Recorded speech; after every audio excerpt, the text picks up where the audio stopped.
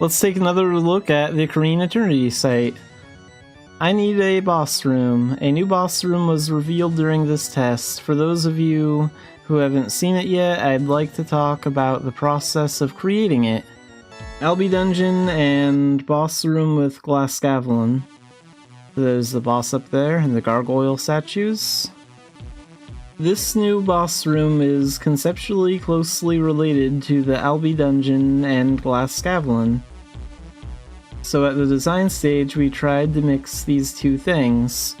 So you can see the different looks for the boss room that they have planned. It's going to be more round instead of square. It's going to be more of a circle.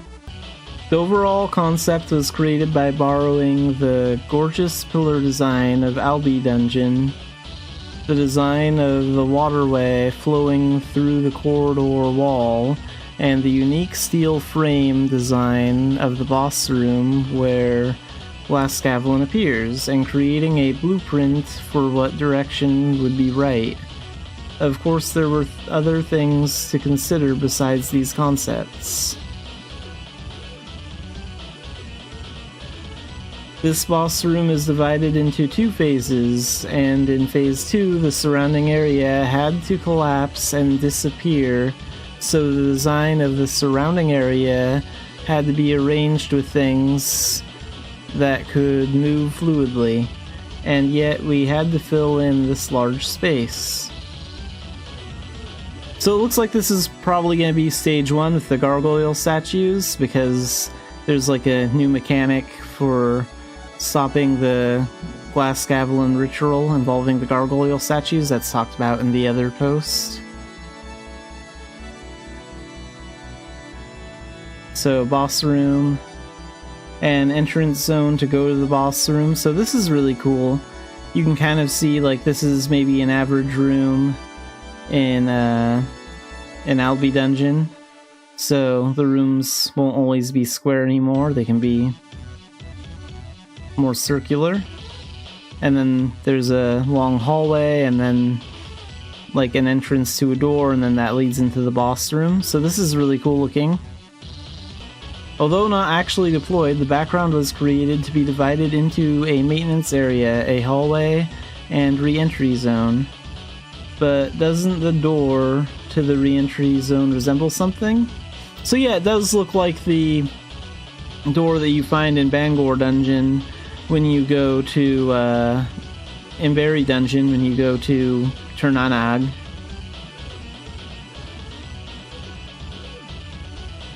As you may have noticed, the door to the re-entry zone was built to have some connection to the door to Turnanag.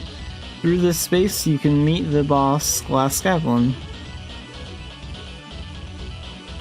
So entrance seen from the front, this looks pretty cool. You can see some broken pillars here, and you can see like the big boss door with the chains on it. So how should our Xanafiedlion change as he enters this dungeon? As you know, Xanafiedlion has already been reborn and applied in 2 new forms in live performance. The writing had to have a different design from the existing friends. So here we can see 2 images. These look pretty cool. Completed Xanafiedlion on the left and Ultimate Xanafiedlion on the right. I'm guessing this one is the left image and this one's the right. They're not really right next to each other.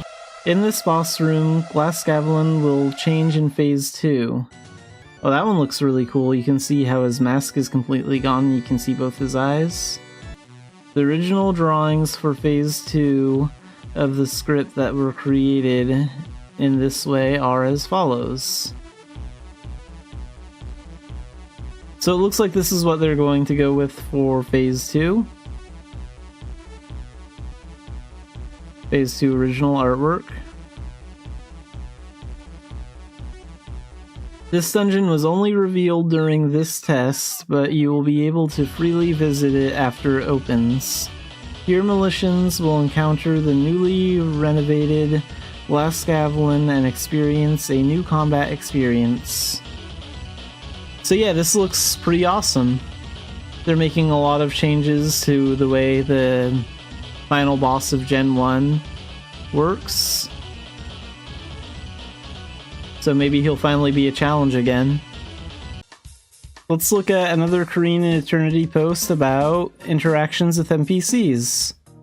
So, because the live service has been ongoing for so long, it is not easy to consistently and meticulously manage every line of dialogue for so many characters. Sometimes a character's personality or speech pattern has changed over time, even passing through multiple writers. At the time of the update, lines that were consistently recognizable and amusing were now difficult to understand. There are more lines than you might expect that are out of date or contain memes that were popular only during a specific period. Unfortunately, there are some instances where dialogue itself contains errors. I wanted to see a variety of interactions for each keyword pressed, but some characters didn't have as many lines as I expected. If character A reacts to 20 keywords, it's natural to expect 20 reactions from the character B. Some characters have lots of lines, while others only respond to unknown keywords or even randomly output no lines at all for a single word, for a single keyword. It was always disappointing that some characters enjoyed the fun of discovering hidden reactions when certain conditions were met, while others didn't. I still remember the promise I made when I first established Melwyn in Dumbarton. Let's make her feel like a truly living character by adding various reactions based on the events she's experienced in Erin, the passage of time, and the circumstances and conditions of the Militians. I want richer interactions with my favorite and cherished NPCs.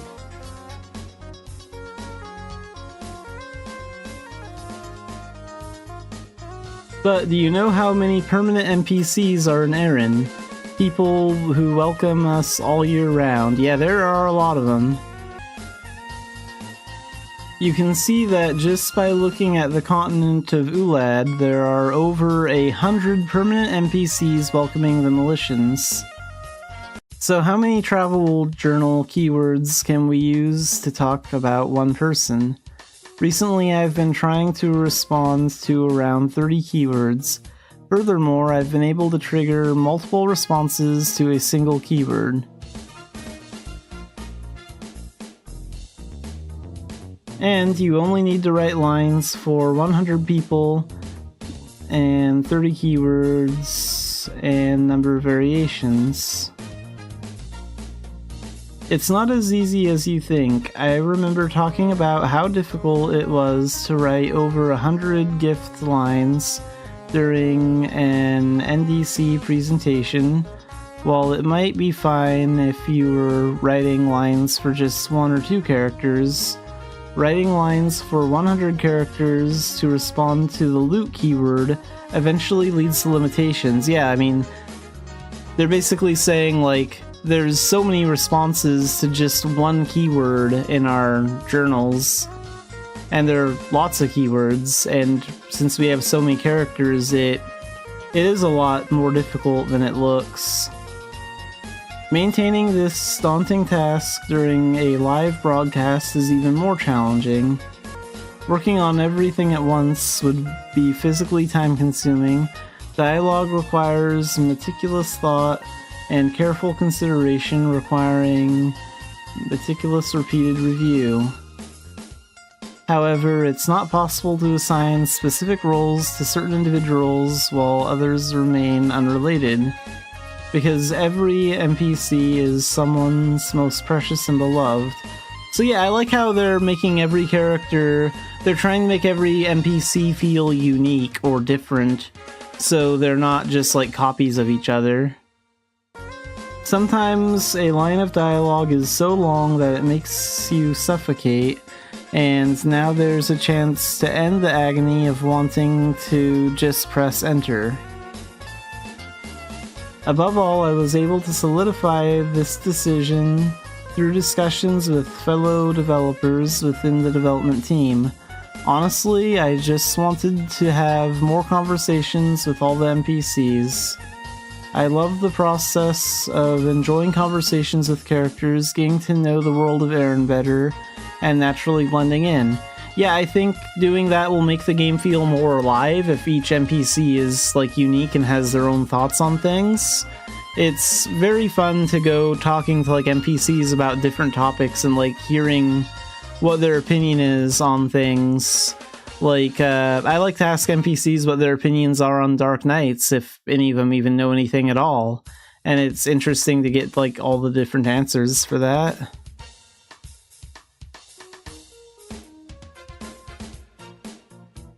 So we've decided to completely rewrite all the characters' dialogue. We're enriching it by applying multiple variations to single keywords, ensuring even the most recent characters have the same amount of dialogue as those updated more recently. Beyond just the length, we're also applying common conventions to the overall dialogue text, making each page of dialogue much more readable. But as I was rewriting dialogue, I realized that the keywords in our travel journal also needed to be organized. There are some differences between how keywords are used in the travel journal now and in the past. In the past, keywords were typically obtained briefly during specific quests, used in conversations, and then later retrieved. Due to the structure of the live, it wasn't easy to track where each keyword was acquired and removed. Furthermore, in the past, quests, skills, and hints could only be acquired through these keyword conversations. With the numerous reorganization of growth paths and related content, these keywords are no longer used, but remain in the travel journal. So here you can see what the travel journal will look like in Eternity, and it looks like this is what they're going with for the interface for now. You can see the little menu down here on the UI. In Eternity, we're also renewing all the keywords you can use in conversation. We've redesigned a generous pool of keywords that NPCs respond to, and reorganized them so that pressing those keywords will yield interesting stories from anyone. We've also redesigned the timing for acquiring keywords, ensuring that no keyword can be lost if you miss a certain time. We are also refining the description of characters' appearances, which is unique to Mabinogi and introduced in a lyrical style as soon as the conversation begins. When it comes to character descriptions, some characters have very sensuous and rich introductions, while others are often overly brief. We're refining and selecting words that best capture the character's characteristics and personality, and we're working to ensure all sentences are of similar length. Of course, if we've used expressions that truly fit a character in the existing text, we're working to maintain the original text as much as possible while refining them. We're working hard to create a variety of conversations with these characters, but we need a more immersive device. Mabinogi's diverse characters all have detailed settings. It's a shame that we're the only ones who see these settings as mere planning documents.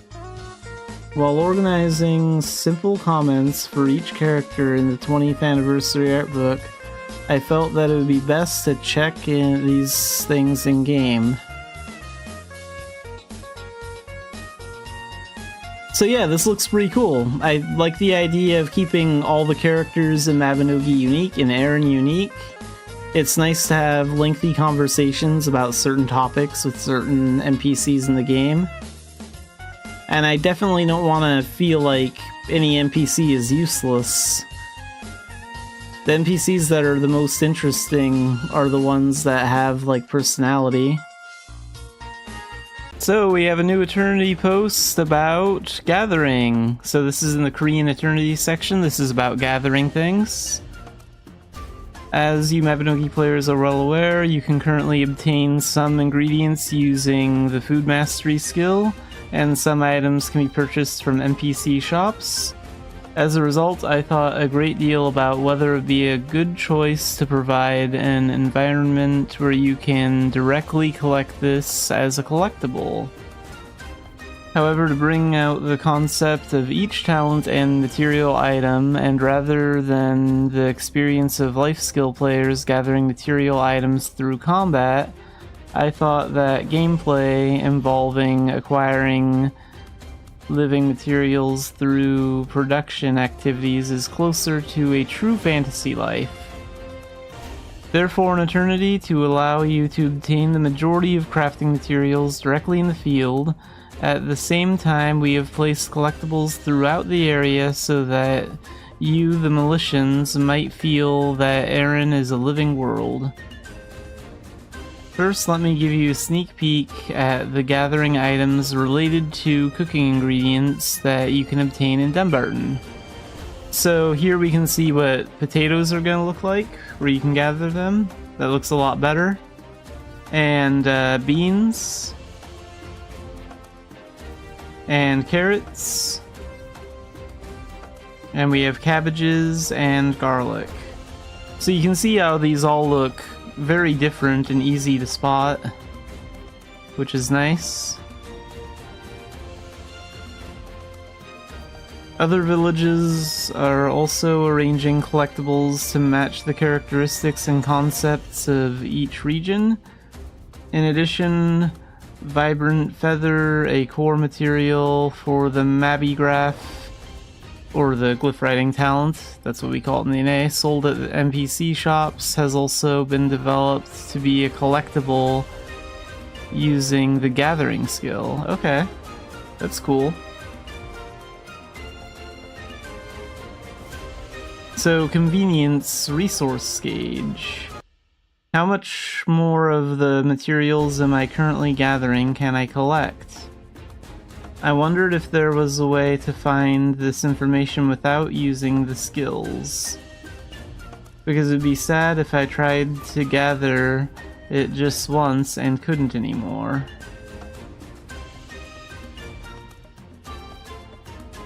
We have added a resource gauge with visualized information on how much more resources can be collected.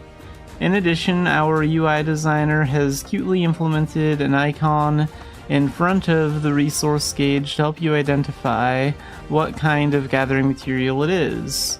So you can see herbs here, you can see carrots and eggs, and you can see how much more you can gather. Like, you can't gather any more eggs because the gauge is empty. That's really cool. Active all gathering skills. Most gathering skills are implemented as passive skills. As a result, Militians who are new to Aaron or visiting after a long time, there are parts where it is difficult to intuitively understand how to use the skill. Due to the nature of passive skills, there is no response even if you press the button, and it is difficult to understand the specific usage method based solely on the skill description. In Eternity, all gathering type skills have been converted into active skills. You can register all gathering skills to quick slots for convenient use. However, in this process, some life skills were integrated into a single life skill, and others were separated for a more intuitive experience. I will also give you a sneak peek at the motions of some of the gathering skills. So here you can see a player gathering herbs, or harvesting something, and getting milk from a cow. Talent-based gathering tool crafting plus gathering outfit set. I really agonized until the very last minute over whether or not to reveal these items now. Still, I thought that the information Militians would be most curious about and find meaningful would be new items, so I have selected just a few to bring to you. Currently, for some gathering skills in the life talents, it is difficult to gather faster in larger quantities because there are no tools to assist with the gathering process. So, result. Dedicated gathering tools have been added to some life skills that previously lacked them. And we have prepared a gathering exclusive outfit set to add to the romance of gathering. I will reveal just 2 of the newly added gathering tools. So here they are. This one looks kind of like a paintbrush, so maybe it's related to glyph writing. Maybe it has something to do with that. I don't know.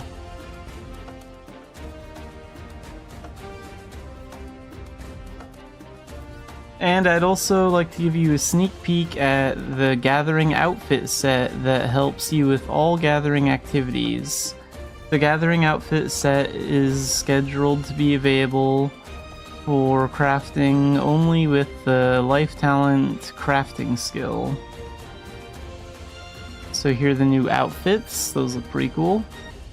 So how was it? I sincerely hope this development record serves as an enjoyable and meaningful experience for Mabinogi players. Overall, I think this post is great. I think it's great that they're going to improve life skills a lot, and I like pretty much all these changes that they talked about in this post. This was released today on July 2nd. So yeah, let me know what you think about these changes to life skills in the comments below, because I think they're all pretty good. So let's take a look at another post in the Eternity section. So let's walk and run naturally. So this is all about improvements to the way we walk and run. So running motion improvement. During the development process, we adopted the movement animations from the existing live as they were. Ultimately, we decided to rework the running animation from scratch to match the new movement speed. By redesigning the center of gravity, stride, and arm movements, we completed a running animation that suits Eternity's sense of rapid movement. So there's a lot of videos in this post. So this is live animation porting.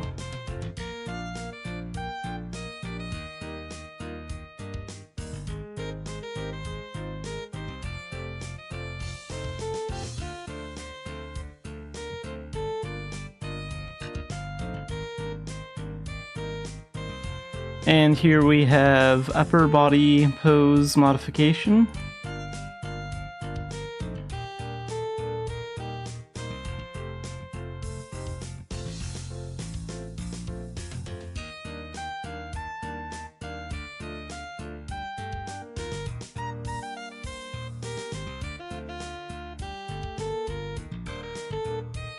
And motion renewal.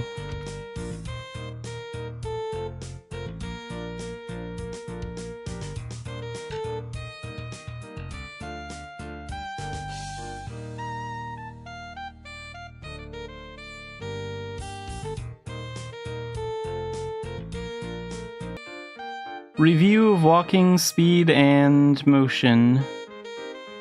The same problem existed with the walking animations. Since the walking speed is relatively fast compared to other games, elf characters in particular often appeared to be hurriedly scurrying along rather than walking leisurely. In this state, it was difficult to create a natural-looking walking even with extensive refinement. Ultimately, we improved the motion and movement speed by adjusting them with the settings shown in the video below. The modified motion was designed to reveal gender characteristics without exaggerating the differences and we refined not only leg movements, but also arm motions and upper body rotation multiple times to ensure a natural feel. So here's the live animation port.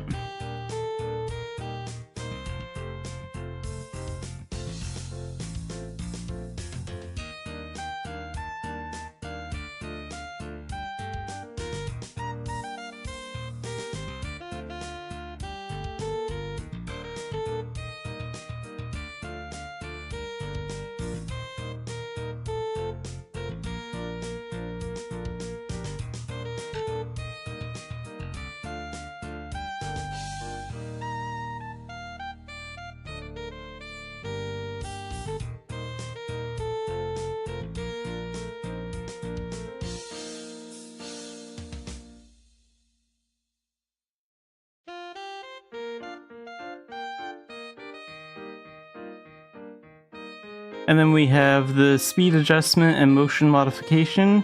This one is on a Moonlight Island, so you can clearly see that Moonlight Islands are not done, but they are working on it. But this is where the next speed adjustment and motion modification is going to be shown.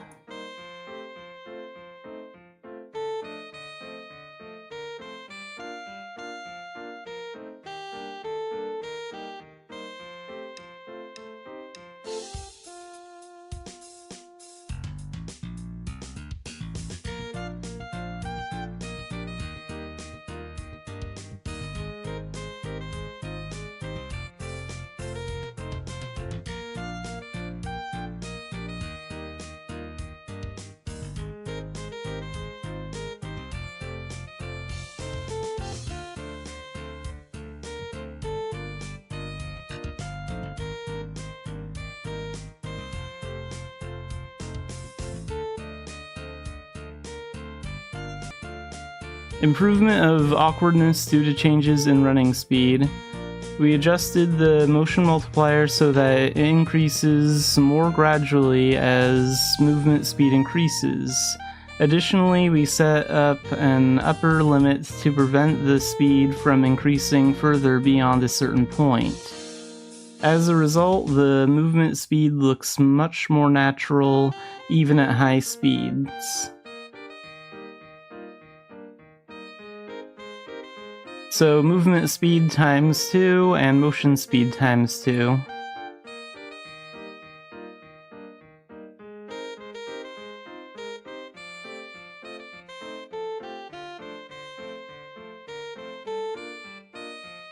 This one looks okay, but it looks like the character is moving just a little bit too fast.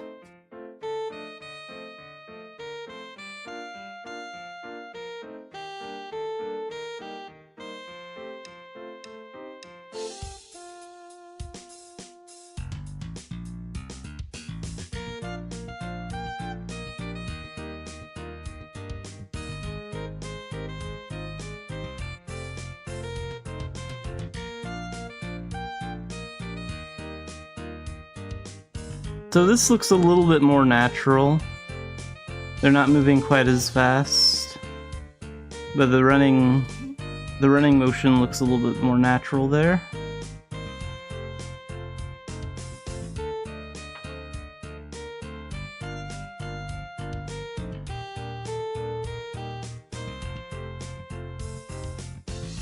This one looks okay.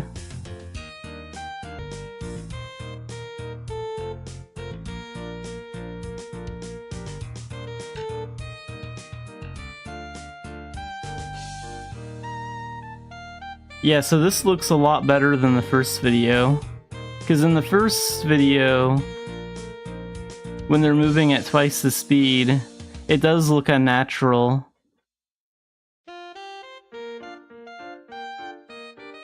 They look like they're moving just a little bit too fast.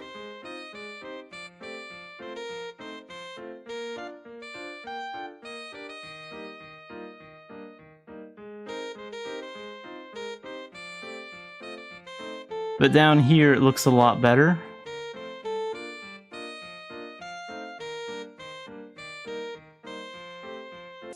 Addition of run start and run stop and polishing.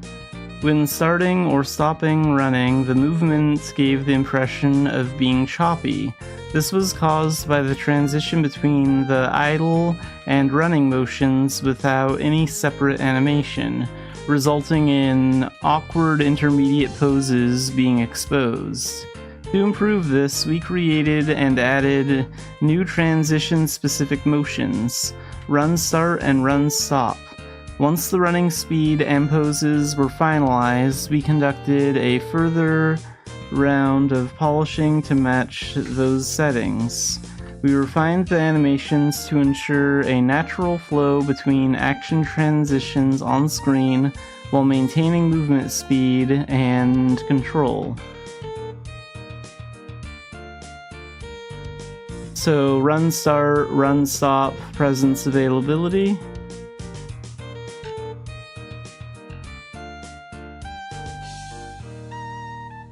So here on the left you can see it without the run start and run stop. Here you can kind of, on the right you can kind of see how there's a little bit of emotion when they stop. So that's a lot better.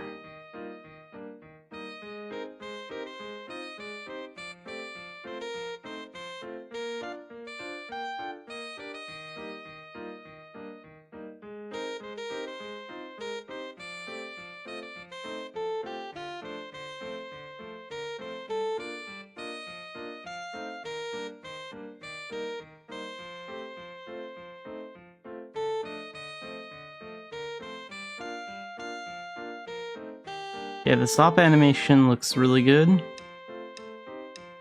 Your character just doesn't stop like we currently do. Like when you run in Mabinogi now, you just run from place to place and there really isn't any animation when you stop running. You just sort of stop running. But this looks a lot better. The content introduced this time was the process of improving the most basic action called movement. In fact, some of these improvements were not reflected in the Fantasy Party demo version. We have been continuing our improvement work through internal exchanges, and we are preparing the alpha version so that you can experience it exactly as you saw in the video above. Okay, so this wasn't in the test at the Fantasy Party, but it looks like they're going to have the movement motions and stuff, all of that adjusted for the upcoming alpha. That's cool. While it is not easy to perfect every motion at once, our goal is to steadily raise the quality of character movements, even if only gradually.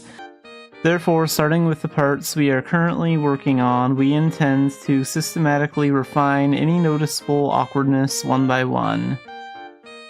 We will gradually expand this approach, which began with movement animations, to other actions as well, refining them so that they feel more natural during gameplay. So yeah, this was a good post. And it's cool that everything that we saw in the videos above will be added to the upcoming alpha test in Korea. A story of traveling through the sky. So this is another Korean Eternity post that we're going to go over. So everyone likely remembers the moment they first flew through the skies of Erin. That feeling of suddenly having your view open up from the ground, with the villages and the fields you always passed by unfolding beneath your feet. Flight has been a consistent experience in Mabinogi. That's why in Eternity, we aimed to make this experience more natural and freer. If flying in the past was more of a means to reach a destination quickly, in Eternity, we wanted to add something more to it. Time to enjoy the scenery of Erin itself viewed from above. Today I would like to talk about how Erin's flying experience changes. So there's a lot of videos on this post.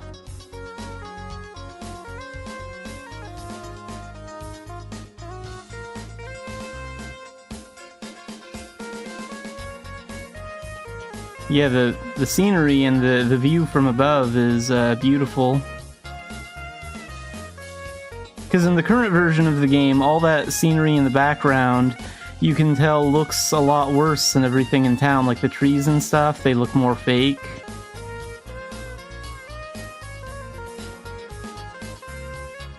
But now everything looks really, really good. So take off his light.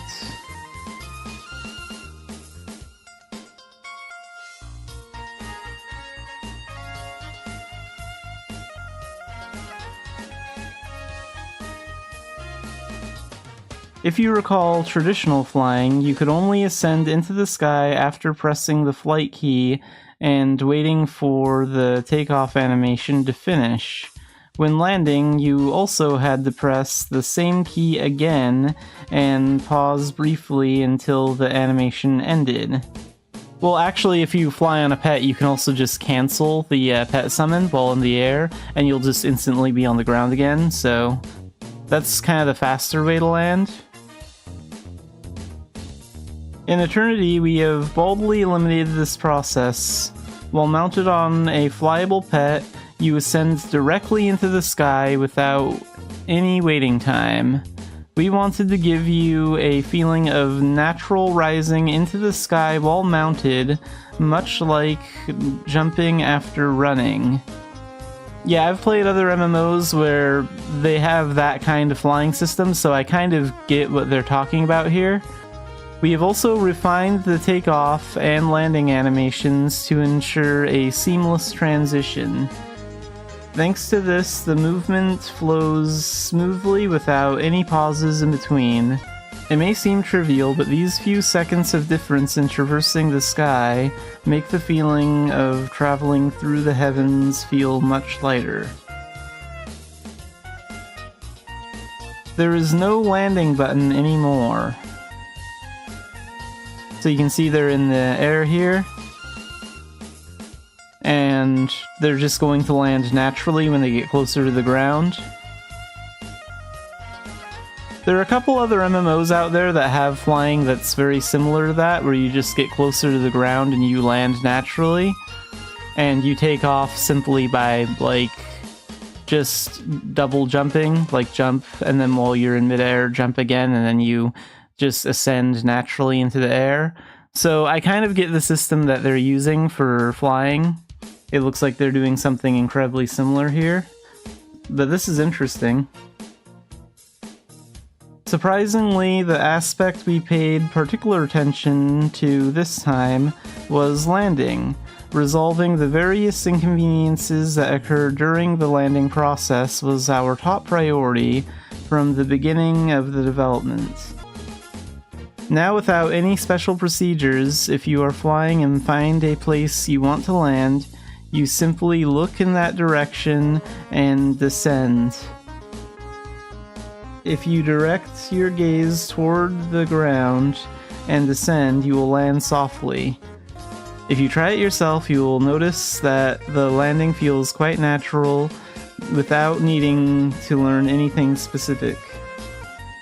Of course, you cannot land anywhere in Erin. Depending on the region, there are places where flying is restricted and places where you can pass but landing is difficult. So looking down from the sky to find a landing spot will be another fun part of the flight.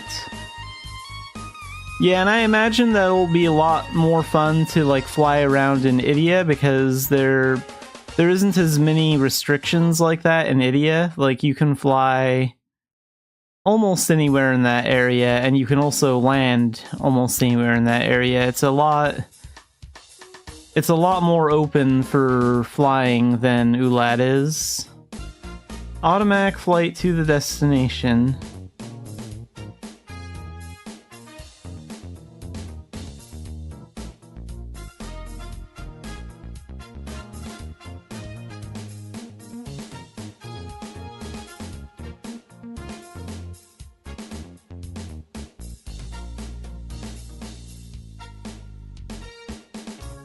The flying looks kind of slow here.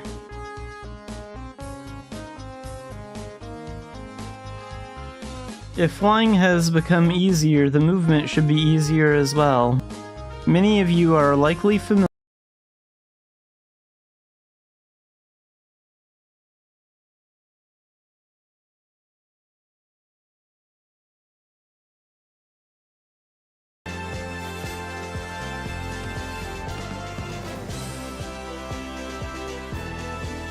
Alright, let's play Mabinogi today. Got commerce to do. Lots and lots of commerce.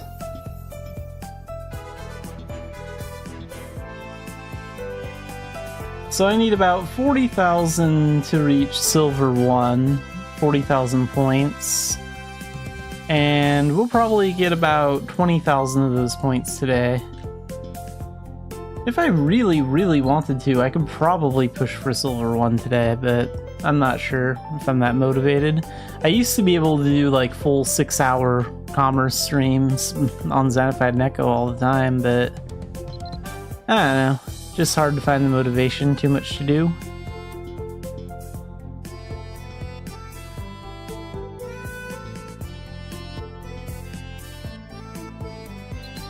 See if they have any of that coracle rubber here. That stuff is good to trade, but it's almost always out of stock. Oh, and I need more speed potions, don't I? I have one left, plus I have one active. How much longer does this one have? Like 2.5 minutes.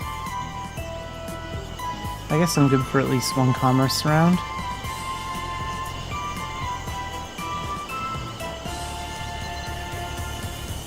Hey, they do have some coracle rubber. Very nice. We'll take that to Aquila then. And I can buy some more speed potions after.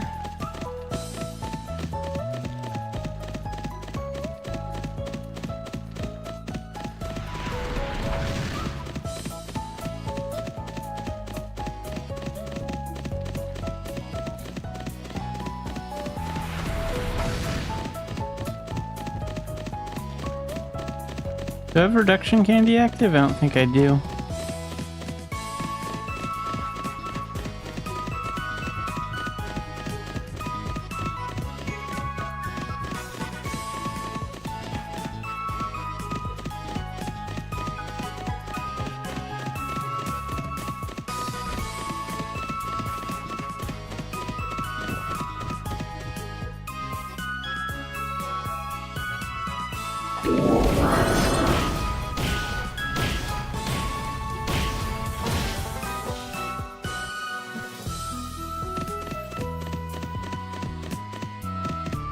Doesn't feel like reduction candy does very much sometimes. Like sometimes I still use it and then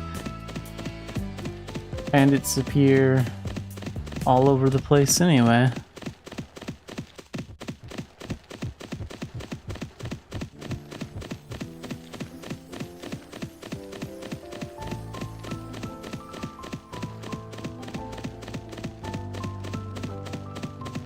I would actually enjoy commerce more if bandits were more of a challenge too. Like, I want bandits to be scaled up. It's a little too easy with the Arcana.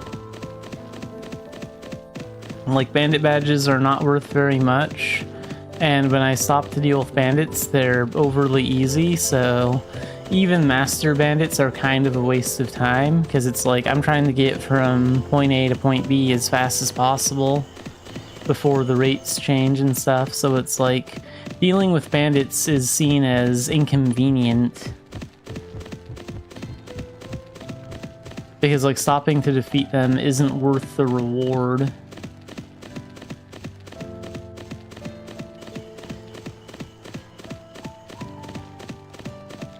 Like, I would increase the value of bandit badges a little bit so it's actually worth fighting them, because you could get more ducats for trading in badges, an amount that would actually be worth it. And I'd also scale up the endgame bandits to be an actual challenge for Arcana users. So so that they have like better gold drops and stuff and more XP.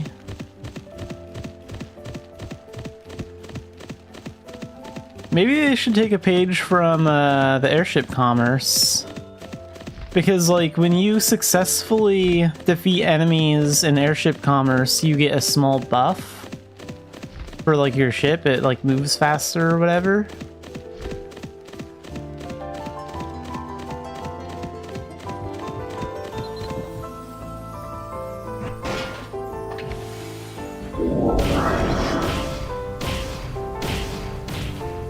But if you fail to stop the airship attack, then the ship not only takes a little bit of damage, but it's hit with a debuff that makes it move through the air a little bit slower. It slows it down. Maybe they should do the same kind of thing for like commerce on land. If you beat a group of bandits, maybe it gives you like a small temporary buff, like you get 10% more movement speed for 2 minutes or something.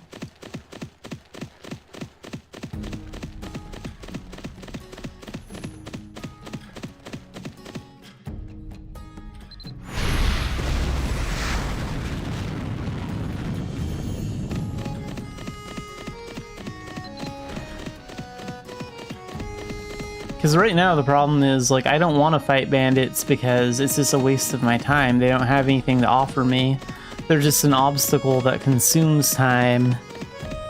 And like, the more time I waste fighting them, the less profit I'm making from doing commerce, which is why I try and avoid as many of them as I can.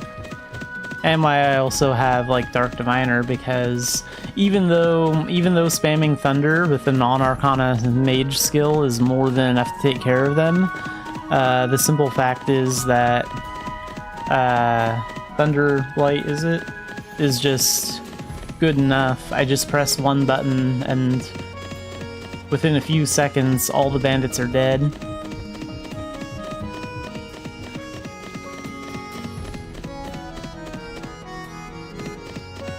And it's like, that's why I picked Dark Diviner, because it's the most efficient way to get rid of them if I do encounter them.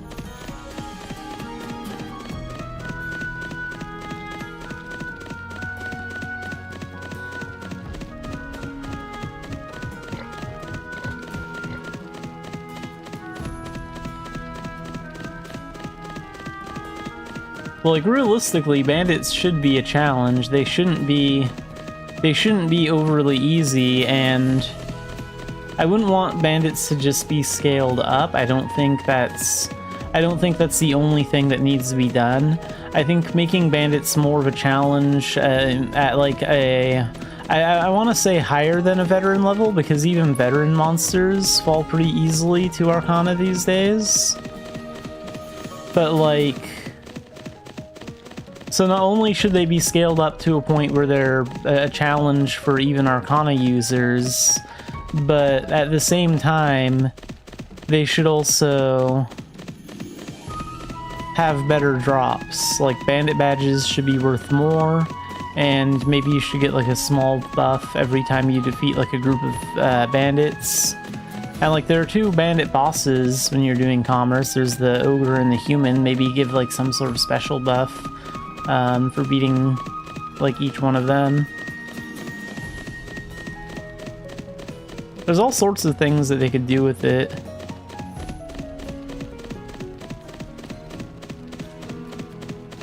I mean, if the complaint is that you can't make it too difficult for like newer players, I think that's a load of crap, because you could just make a setting somewhere at the trading post by talking to one of the guys there, and you could just keep the bandits at the level they're at now, and then talk to one of the trade guys to turn a setting on or off.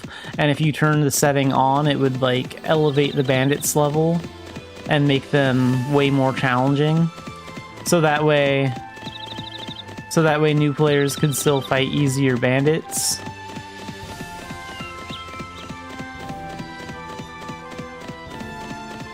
And plus, new players are encouraged to get into an Arcana anyway, so it's like, how long does it really take a new player that has no knowledge of Mabinogi prior to playing to get into an Arcana. I'm trying to think about that because like I've been playing Mabinogi a long time, so that's kind of hard for me to say. Because like part of the reason I got through the blended stuff as fast as I did was because I had a lot of knowledge about Mabinogi ahead of time. So I try and think of like, okay, I have to assume that it would take a newer player longer since they wouldn't know all the ins and outs of the game. But even then, I kind of think a new player should realistically be able to get into Arcana within the first 2 months of playing, probably.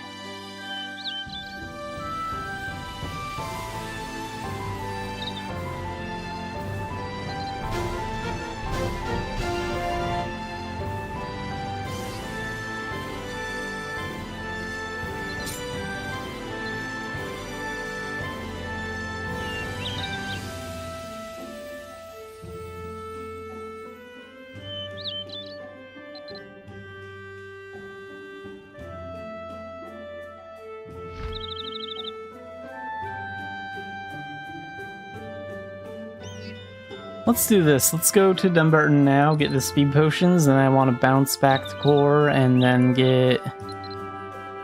I want to get more of those, more of that coracle rubber, see if I can make a second run with that.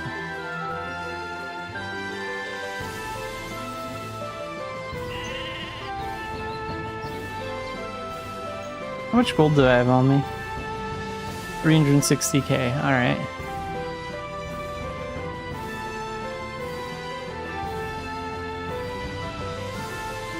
We're gonna give up 250k of that. For speed potions.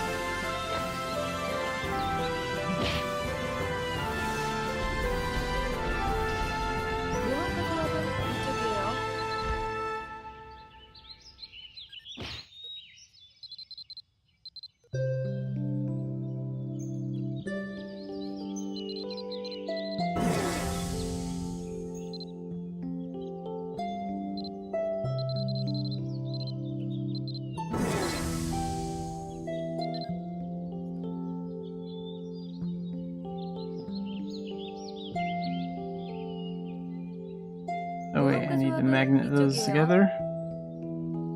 Now where'd they go off to?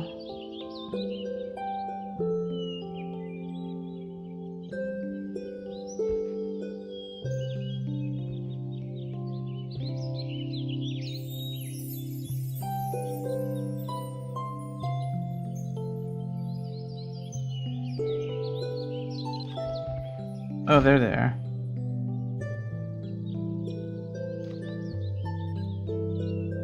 Alright, back to core.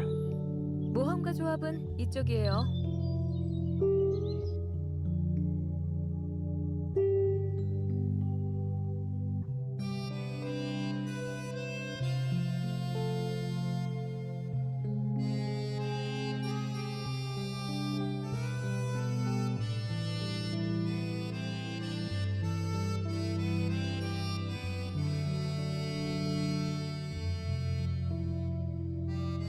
Bunch of phantasm passes all over the place.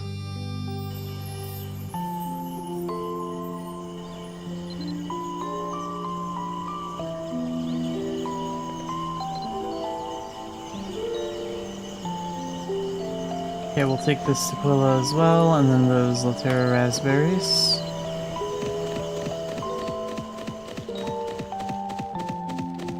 It's just kind of crazy how even Phantasm is considered fairly easy content now. Like, when that came out, I don't know if we had any Arcana when Phantasm was first released or not. It's been so long. Maybe Elemental Knight was out by then, or maybe it was like shortly after. I'd have to look that up. But like when Phantasm first came out, it was actually really difficult. I could not solo that stuff back in the day when it was new. And now it's possible to solo that content.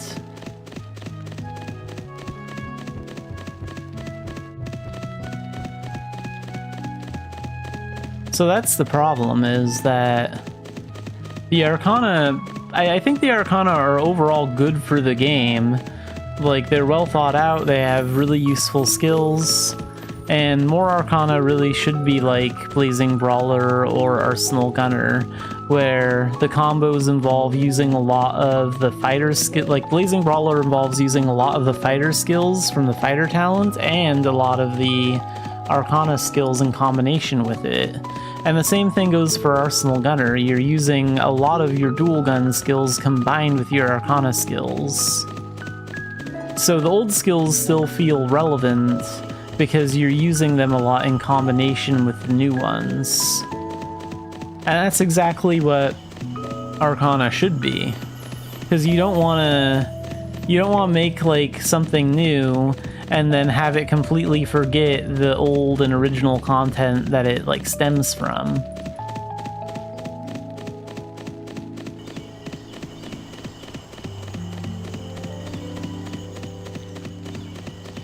So overall, I think Arcana are good in the sense that they're well thought out, they're well designed, the storylines behind them are overall pretty good. But like, I think the biggest problem with Arcana is that there's a lot of content that they are just way too overpowered for. Such as older dungeons and like veteran dungeons and then like commerce and stuff. Like, veteran dungeons came out before Arcana came out. I know veteran dungeons came out before we had any Arcana, before even Elemental Knight. And I remember because I thought, when veteran dungeons first came out, I thought they were a waste of an update, because all they really did was they just kind of scaled up the enemies, making them way more difficult to defeat. Making the dungeons way more time consuming because the enemies were super bulky and really tough. But then we got Arcana, and that kind of balanced things out there for a little bit. And that kind of made veteran dungeons worth it, but now veteran dungeons don't feel like veteran dungeons anymore. They feel like a normal mode dungeon when you're playing through it with an Arcana.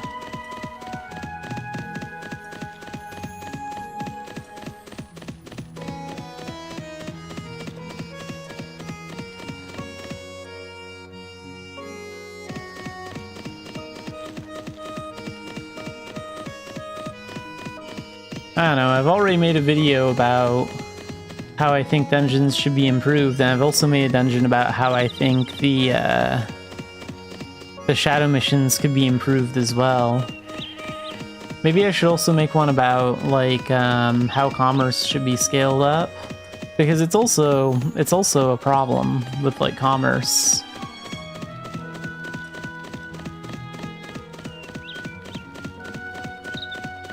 I'm not sure if there's really anything that can be done about enemies that are like out in the wild or anything like that, like wild animals and stuff like that. I guess those don't need to be overly challenging. Still, with a mysterious continent like Idia, you could definitely hide some insanely overpowered enemies in like corners of Idia and stuff like that. That could be like a mini boss fight for an Arcana.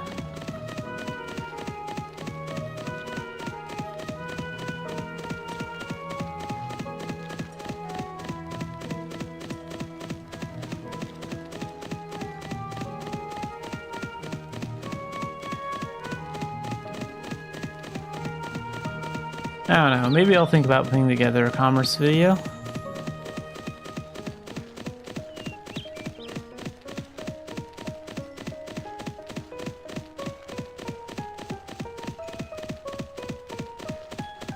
I'd have to read the notes, but I think the New Life update made it a little bit easier to get to Challenger. I don't really remember. I do like the changes that they made to the ship times. Those feel a lot better.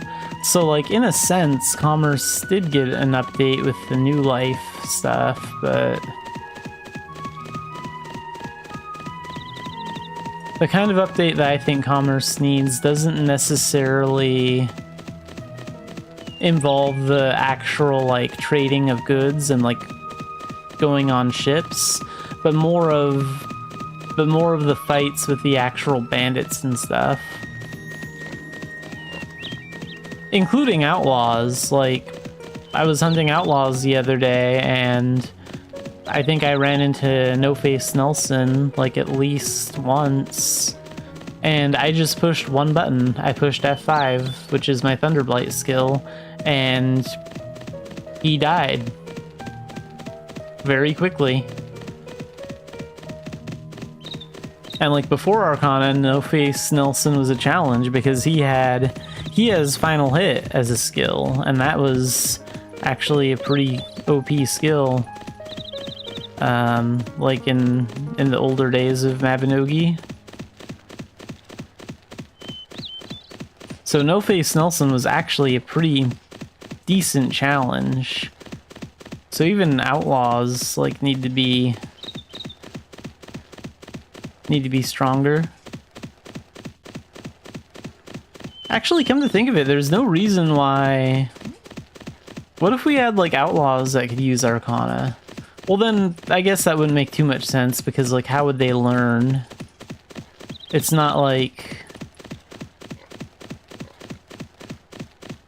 just anyone can go to the Arcana Association, like they don't teach criminals. But it would be kind of interesting if there was an enemy that used an Arcana, like a new Arcana, and we had to like find a way to steal their secrets and learn from them.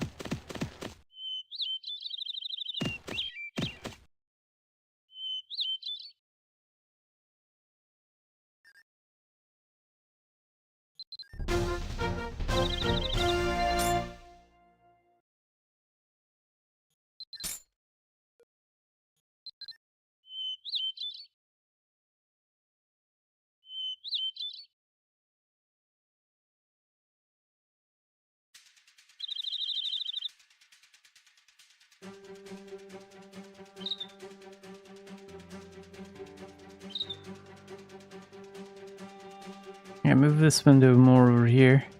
Don't know, I was a little off screen there.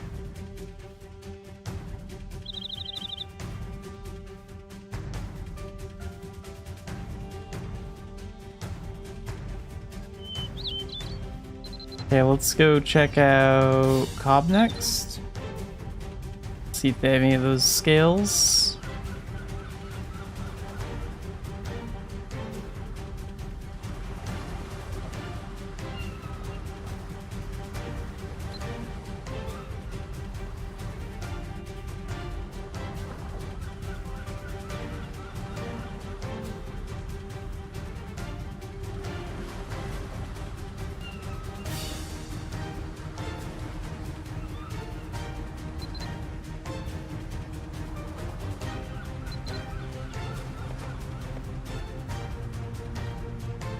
$131 in Tara. Yeah, we'll take those.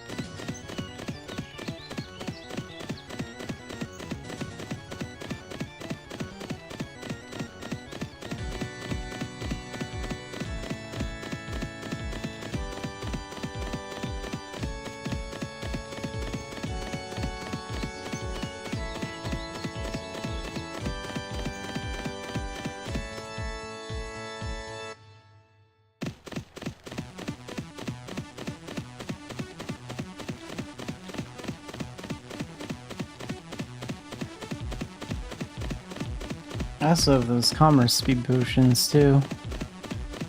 Use that.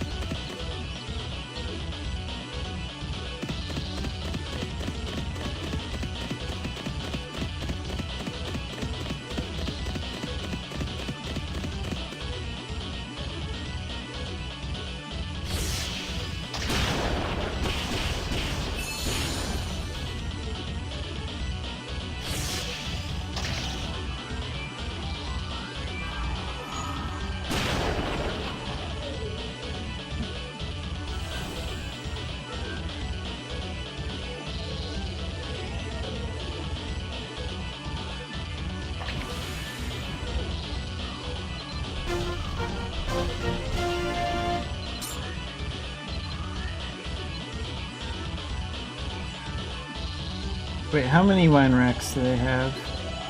I wasn't originally going to trade from here, but they have wine racks. They have 15. Okay. Give me the camel. I'll take those. And I'll take whatever bunk beds are there too. So what are the wine racks worth?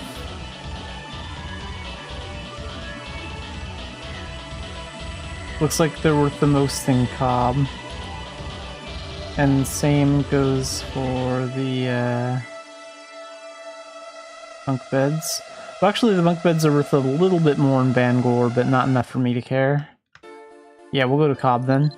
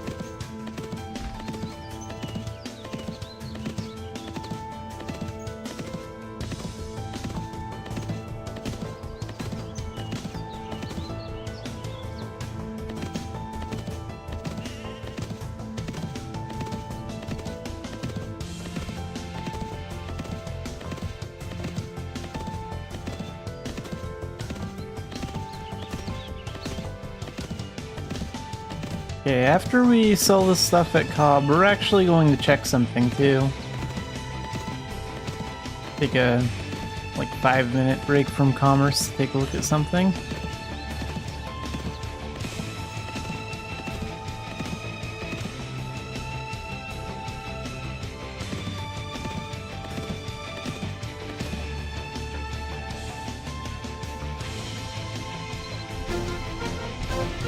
Okay, you can have those and...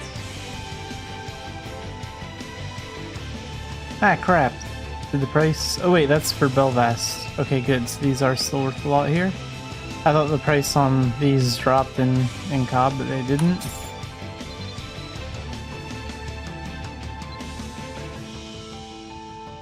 Let's go to the Oasis.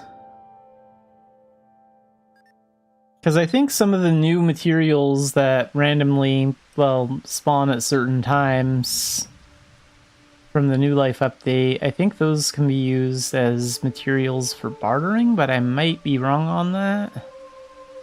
So I think New Life may have made bartering easier to do, but I want to take a look.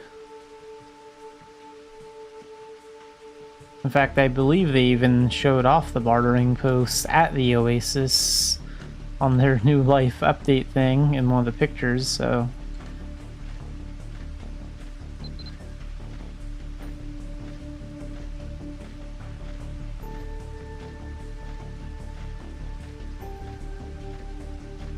Ghost wings. Fine sand.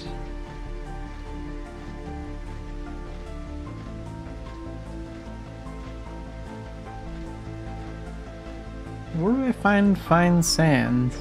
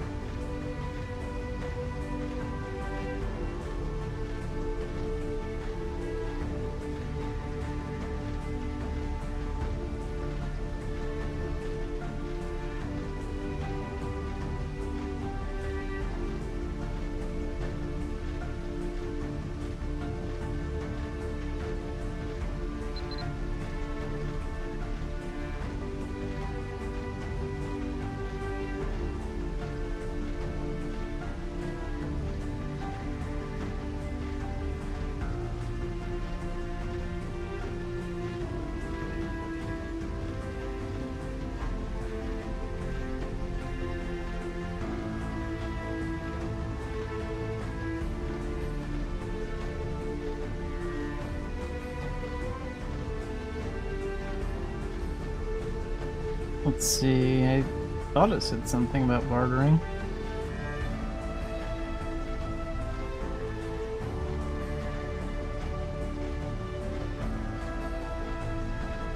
Commerce revamp, here we go.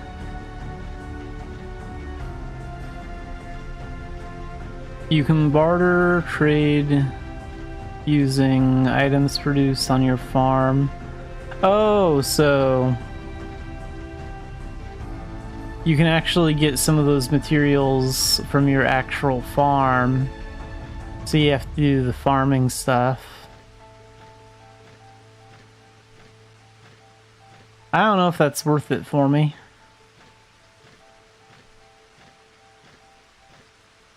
Again, it's great if you're into farming, but like, I'm not the farmer type. I can do farming like things for certain quests for like a short time, but after that, eventually I just completely lose interest in it. So I can do it when I have to, but it's not something I want to do like all the time.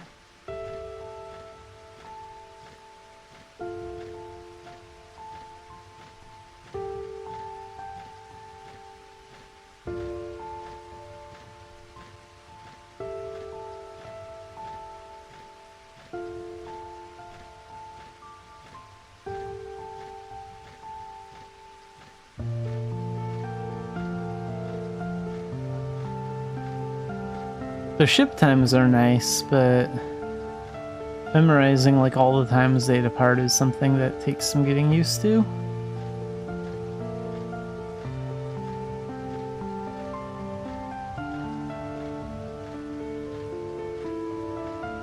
Oh, and I guess only reaching Silver 5 is faster. I've already gotten past Silver 5, but... So I guess they made the amount that you need to get a little bit shorter to get to Silver 5. And I guess you need to be there to unlock bartering, so that gets you into bartering sooner. Okay.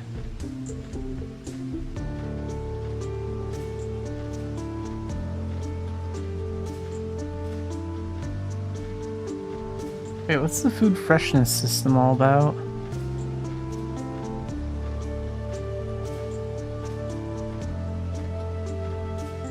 Well, that's a nice little touch. So if you use it while it's still fresh, then you get bigger bonuses, but the food doesn't. I'm glad the food doesn't just like expire after a while, because I feel like that would annoy some players if food just went bad in your inventory. I mean, I guess it would be realistic, but it would be kind of annoying. But no, just adding like a freshness bonus, I guess that's alright.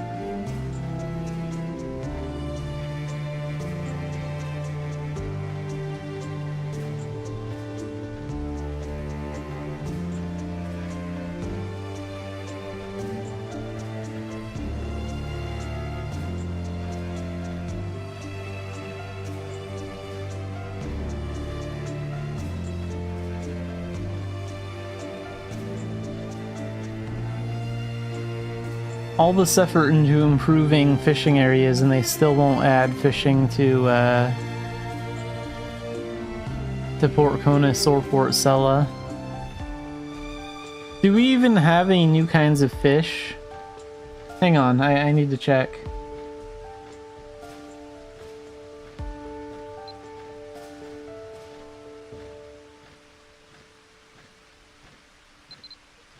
No, there are only 33 kinds of fish, same as last time. So they made it easier to get to all the different fishing locations.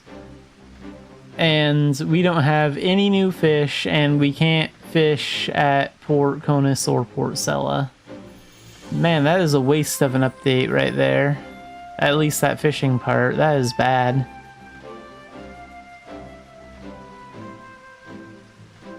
Just imagine how much better the fishing part would have been if they were like, you can fish at Port Conus and Port Sella now, and we have 10 new kinds of fish. All that effort into cooking and freshness and the fishing. It just seems like it's kind of a waste because we don't have any new fish to cook with.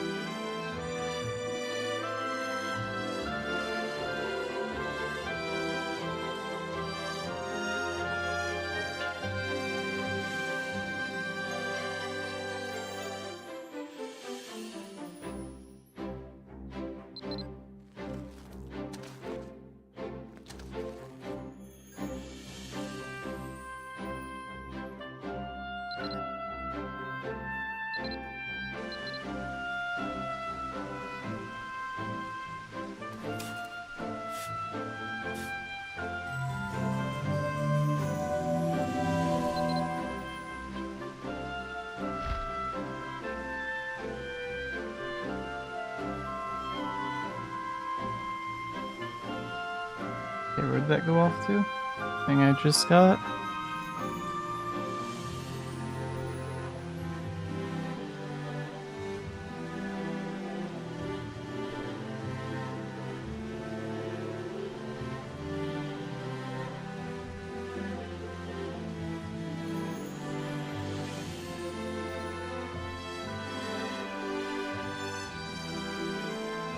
Wait, do I have a bag for food or anything like that?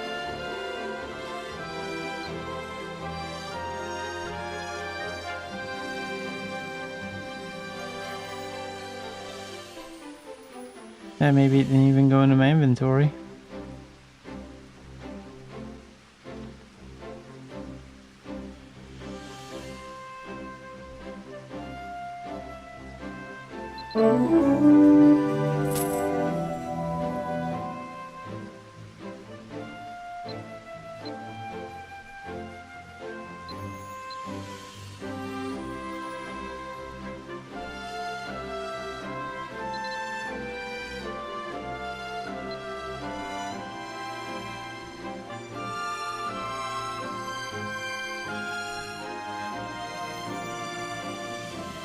Alright, back to commerce.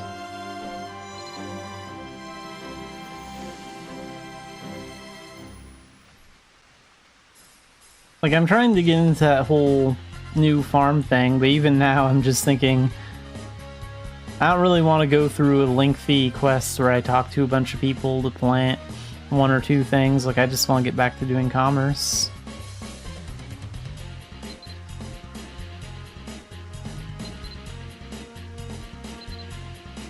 Let's get some stuff from Belvest.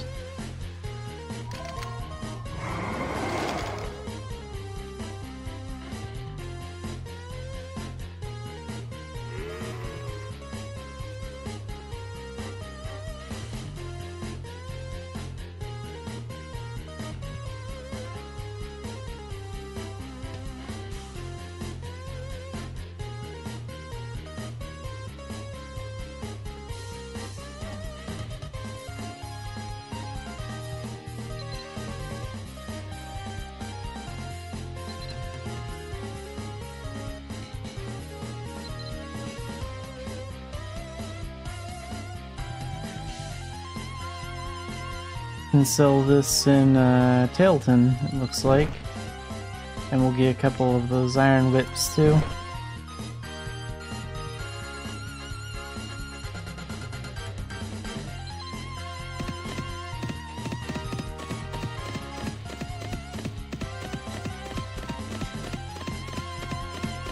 Oh, I never really noticed that part up there. That's kind of cool. It's a little unrealistic though. They should have like a little hole up there and a little ladder that drops down, even if you can't use it. Like, how do people get up there? Because I guess it's sort of supposed to serve as like a watchtower or something to keep an eye out for stuff. But there's no entrance to it.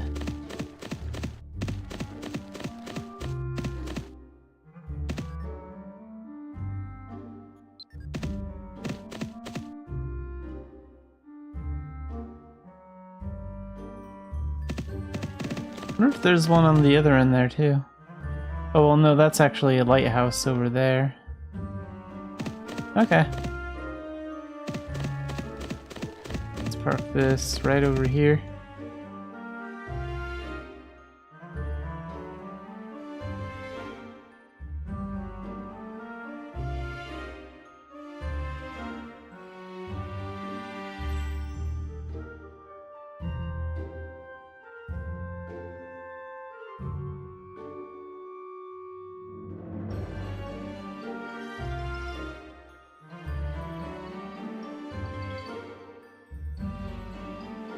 Oh, I haven't noticed this before. Look at this. This isn't even attached. What kind of...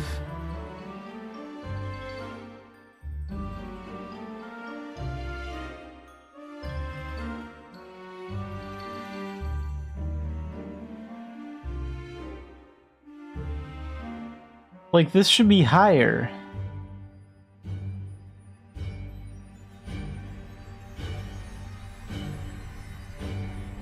It's like some of the textures for the ship just collapsed one level and they never bothered fixing it when they were editing it.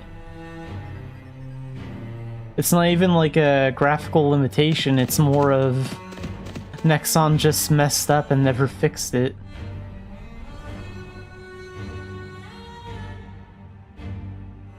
Wait, it's fixed here.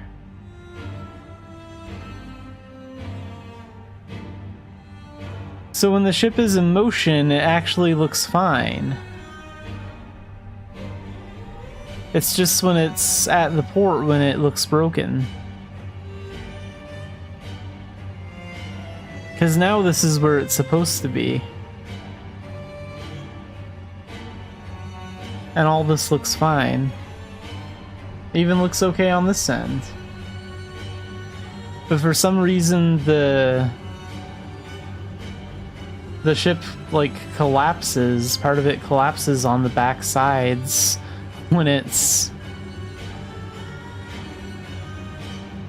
docked. I don't think it's supposed to do that. Like, this isn't... These aren't super advanced ships.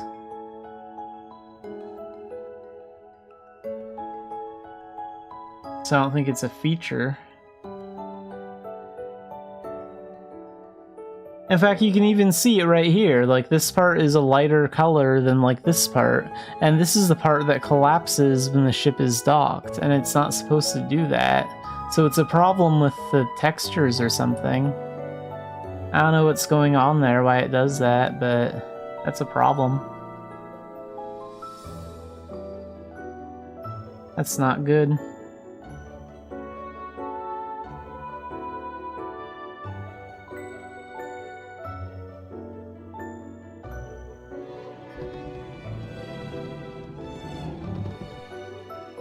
Can't even read the plate on the back of that ship. But then again, if I was in charge of a company that built such a faulty ship that collapses like that, I wouldn't want my company name being readable on the back of that anyway. Well, here it looks fine. At Belvast it didn't. Here it looks fine when it's docked. What about the other ship?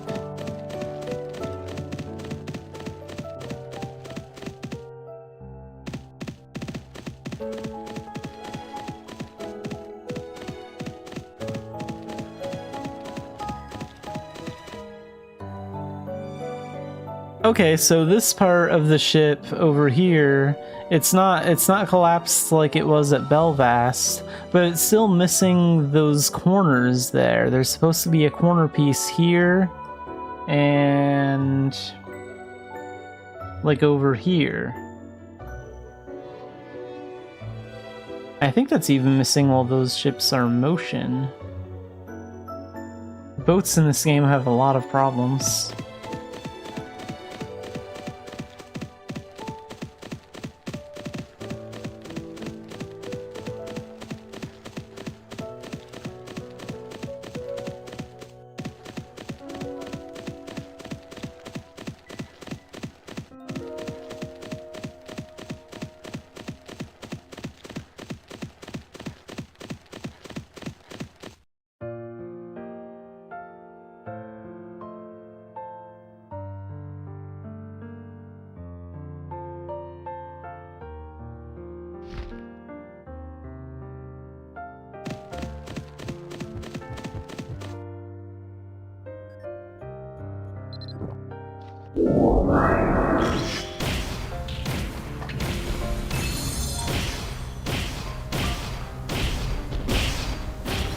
See, these guys are master bandits and they're no challenge at all. Like, the boss maybe hit my character one time and it didn't even really do anything.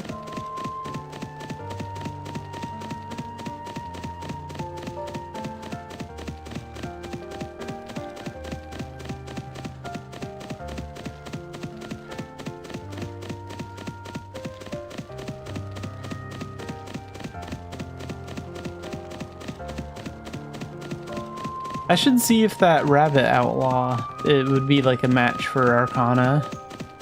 Because I remember when I fought that outlaw that's a rabbit, they were actually pretty strong. Like, mostly fast, but like...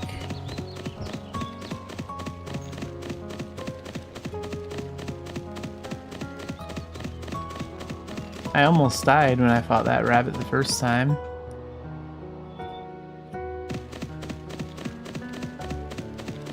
I don't know if Dark Diviner is out by that point.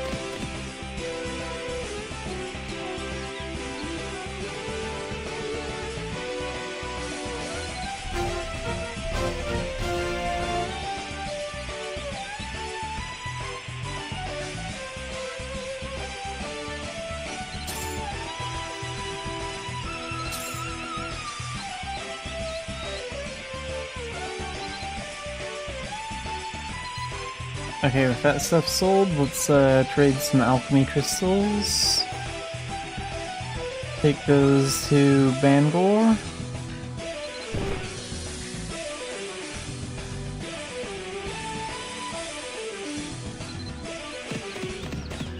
Was that last round enough to push me to 40,000? Almost, not quite.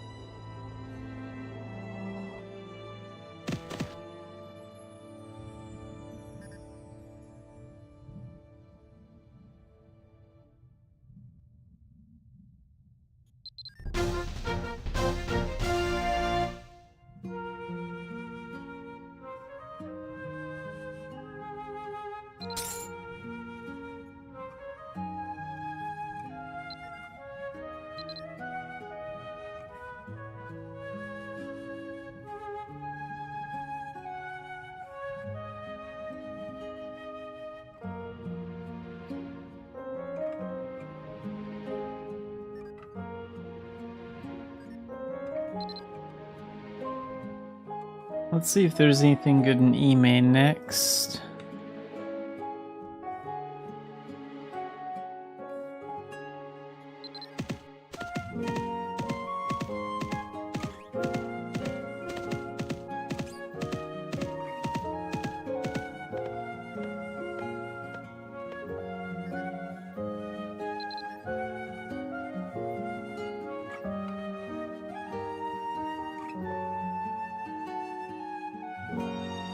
They do have a lot of whole barbecue bear.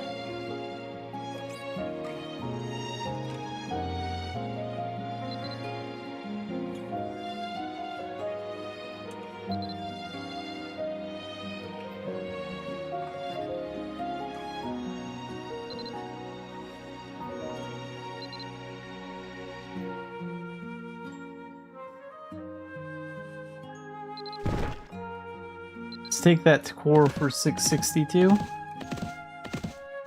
I don't need to worry about wasting too much speed potion. I still have like 4 of them left.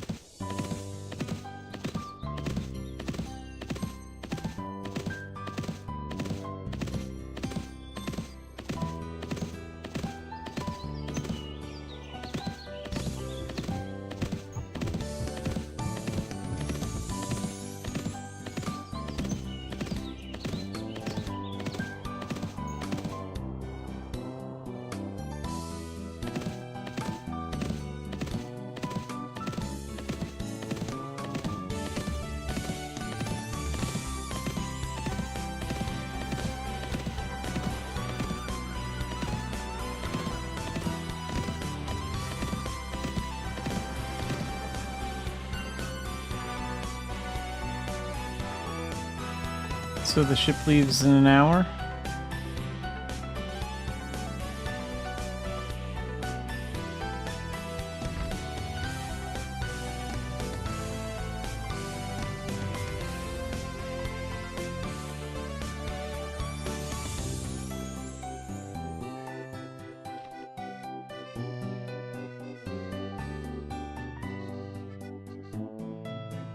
And while we wait to get to Port Quilla, I will be right back.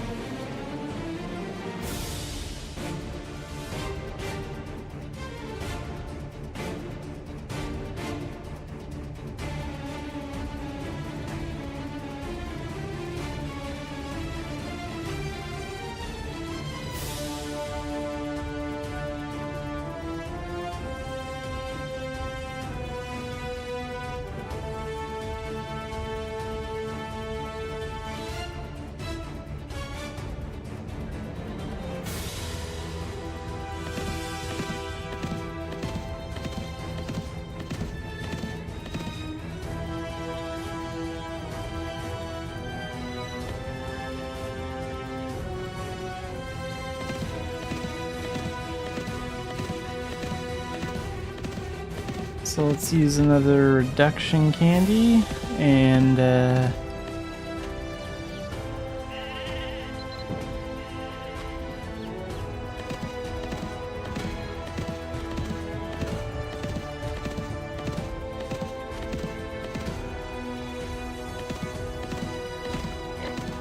I still heading to core? 662, yeah. Alright. So off to core village.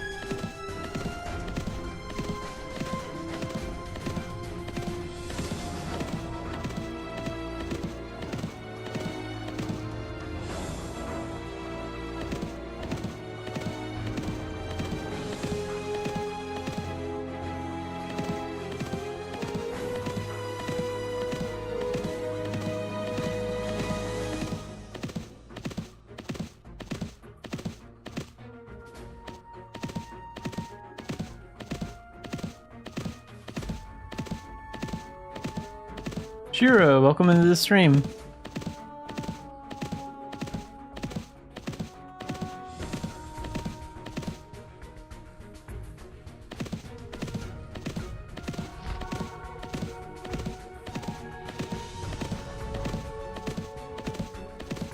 So still heading for Core Village.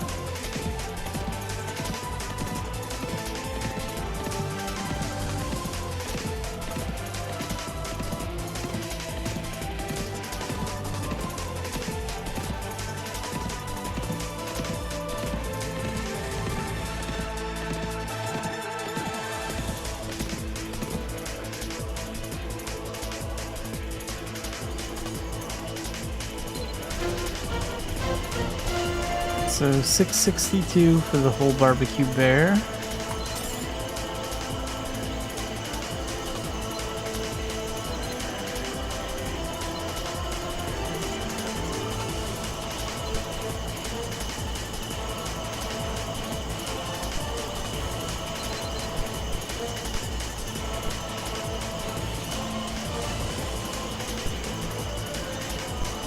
Let's try trading from Tailton next.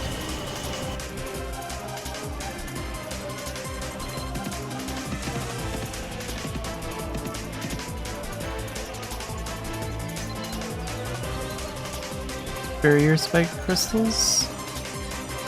Let's take those to Bangor for 45.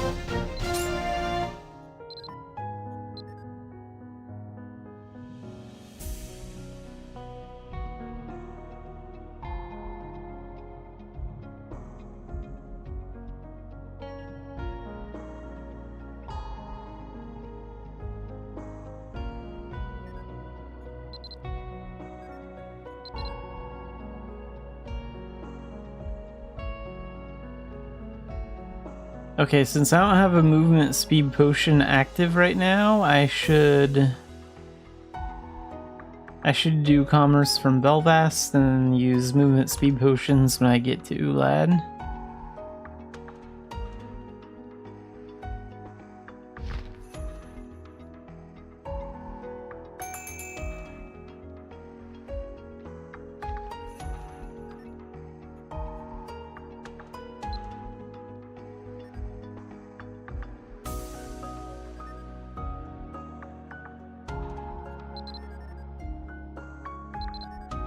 So let's get more of that ogre armor, which is worth the most at Tilton right now, and we can also get 6 of those whips.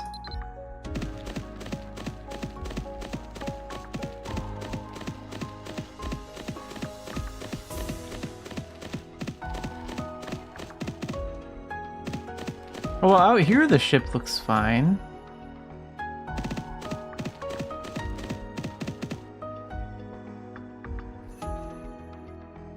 That's so weird. Then when I board the ship, this part sinks down like this. So there's something about when you board the ship that causes this to happen. That's weird.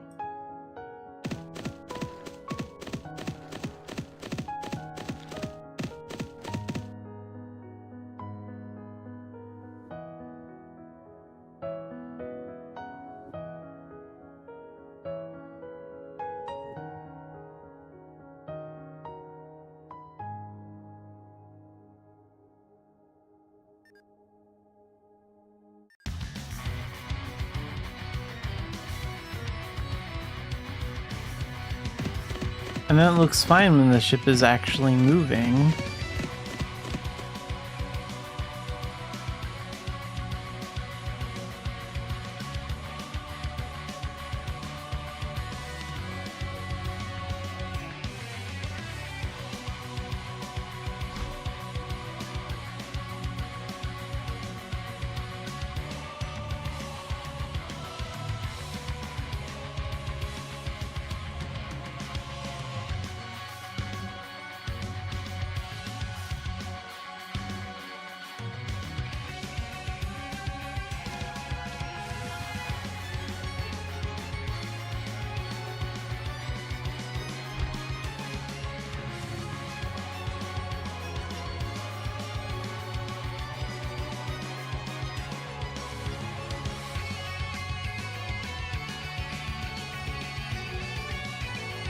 I didn't even realize I had these AnyPass selection boxes.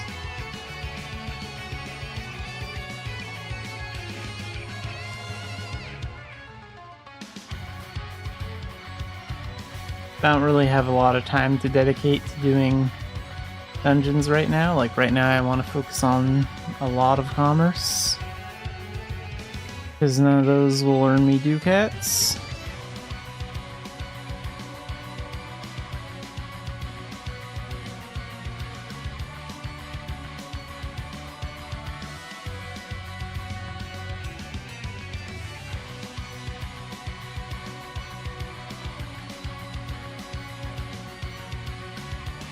Alright, so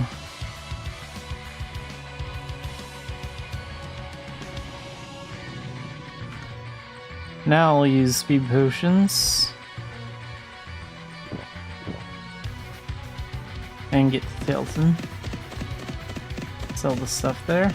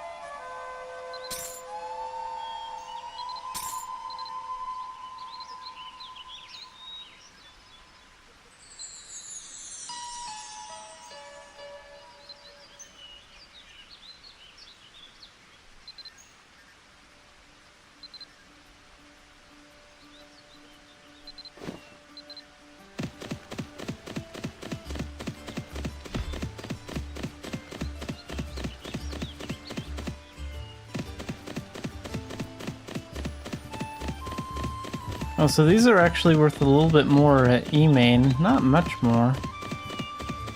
E-Main might be closer, though. Just by a little bit.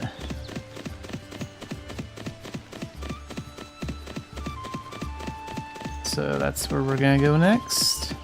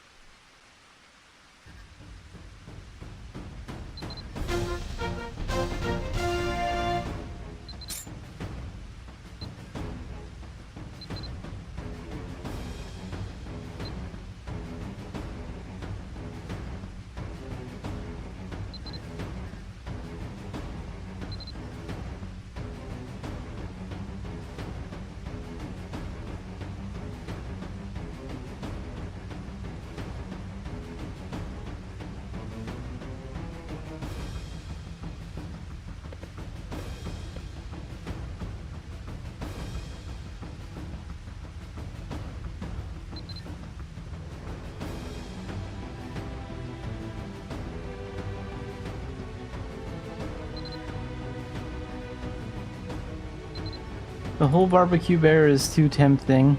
I have to take it.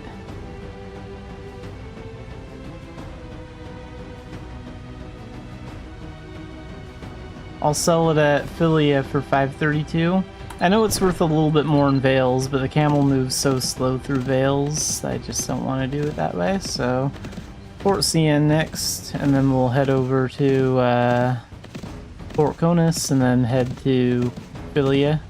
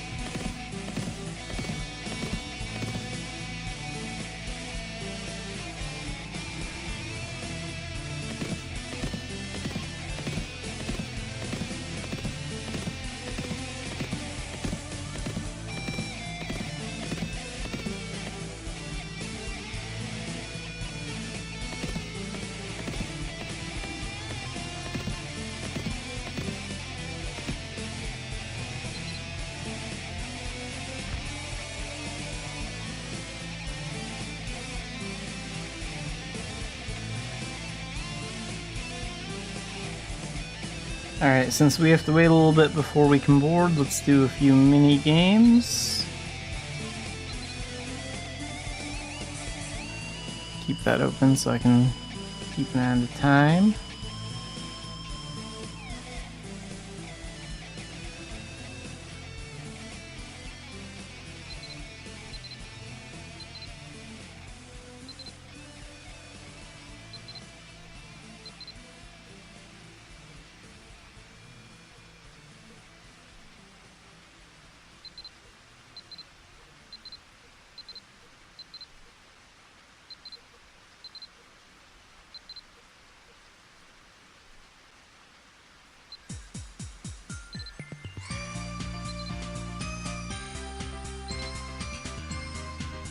I just did that one. I kind of wish you could pick the puzzle that you want to do instead of just giving you a random one, because sometimes it just keeps giving you ones that you've already finished.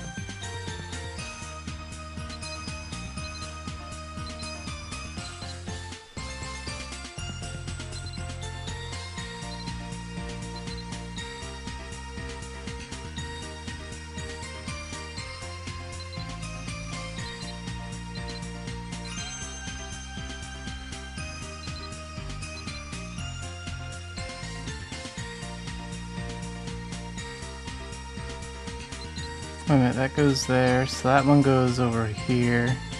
Okay, we have to find a way to make that work.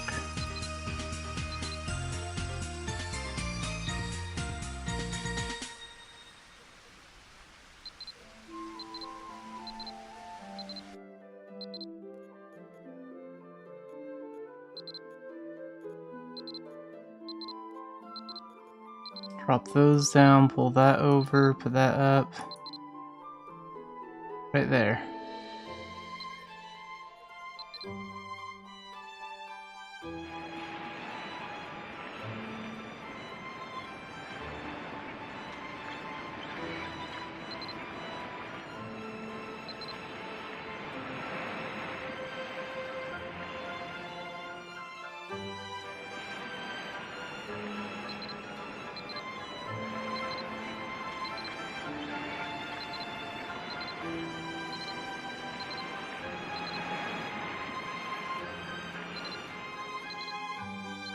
Well, that one was too easy.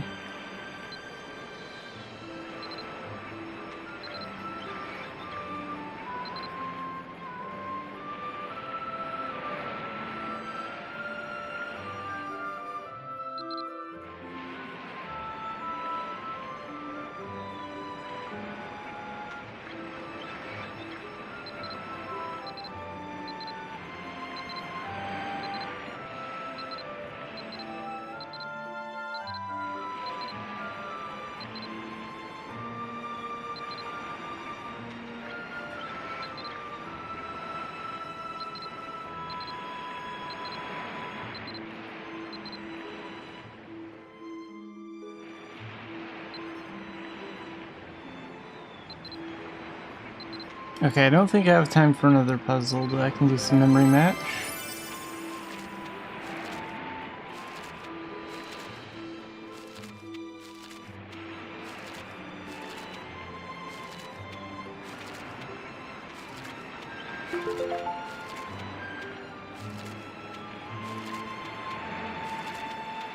Wait, that one's over here.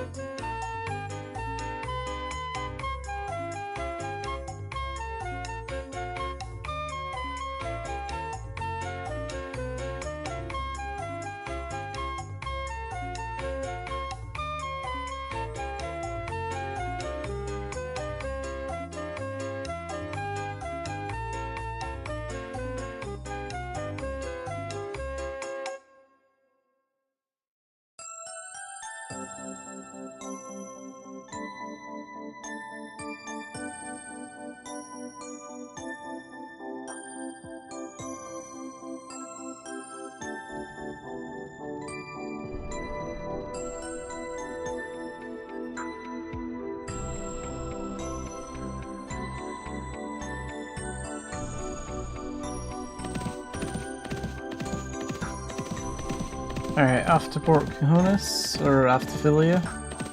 So, leaving this location. What's the stuff worth? Okay, good. Hasn't changed yet.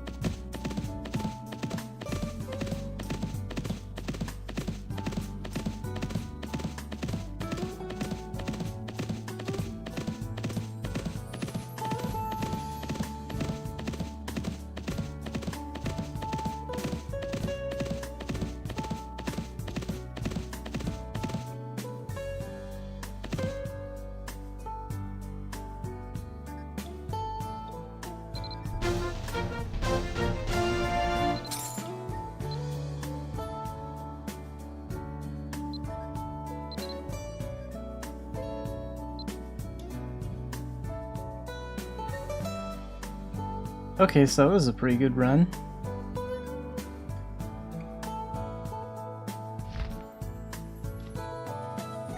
Let's see what they have here to trade. Because I don't do too many trades from Philia.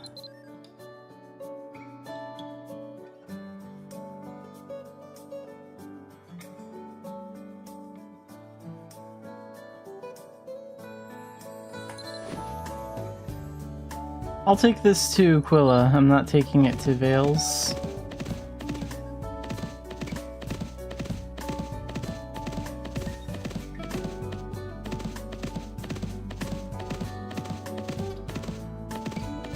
And then if the price drops, which it very well could, then I'll just take it somewhere in Ulad. Oh no, I'm not running into another bandit.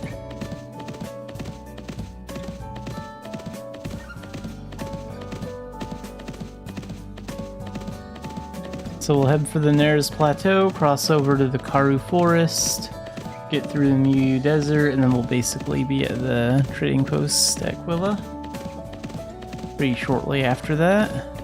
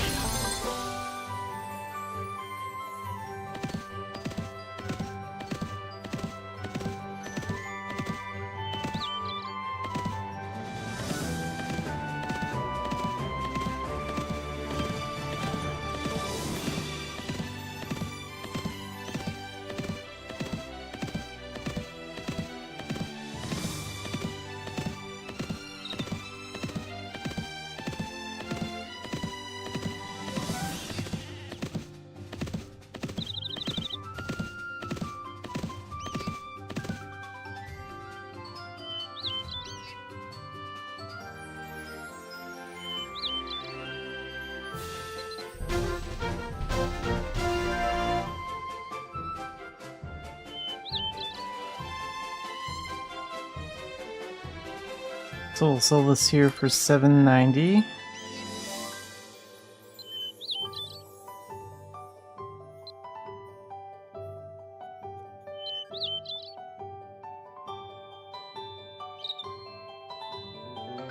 Cactus essence to core? I guess I could do that. So let's grab some of that next. And then head to Core Village.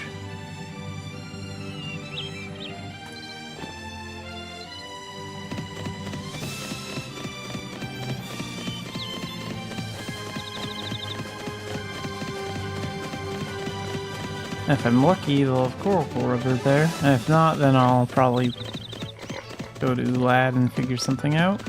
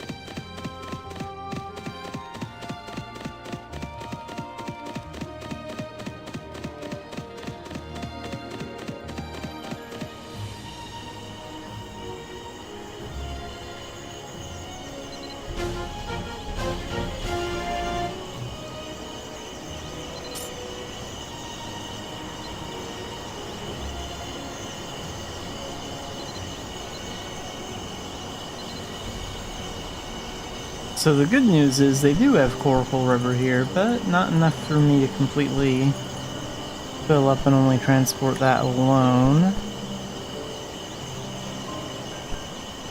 So we'll take that to Philia, and we'll also take these Laterra raspberries to Philia as well.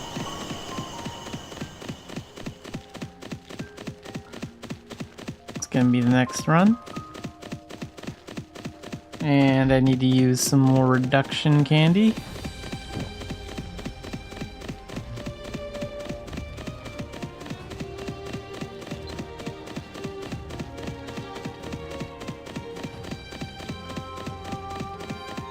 I think I'm gonna push for silver 1 today.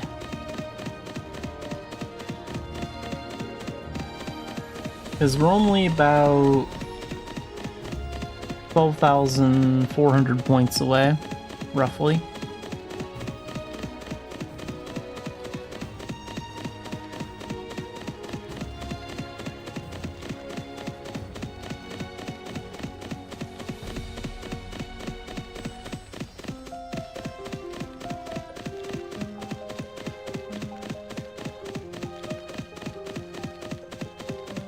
I think it's actually like 12,386 points away.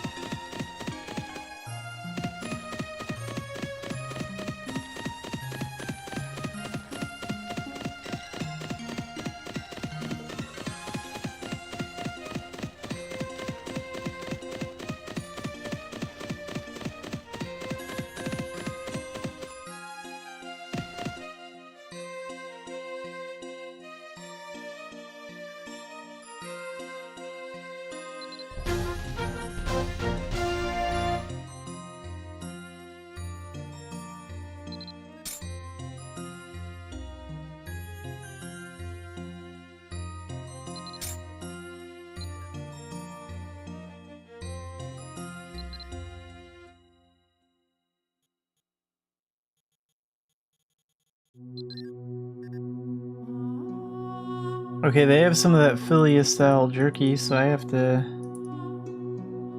take that.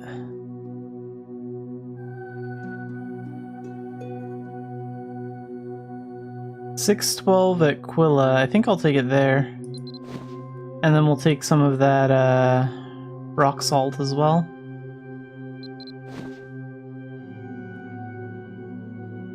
Oh, and I guess I have room for those. Sure.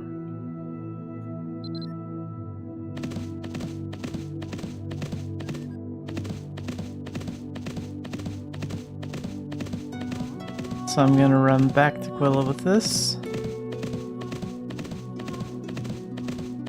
Well, actually, the speed potions are close to wearing off. I could take the ship somewhere.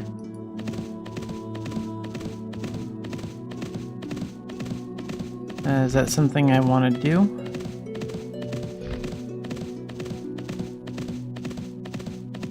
$823 in Tara. 900 in Tara. Yeah, maybe I will go over to Ulad.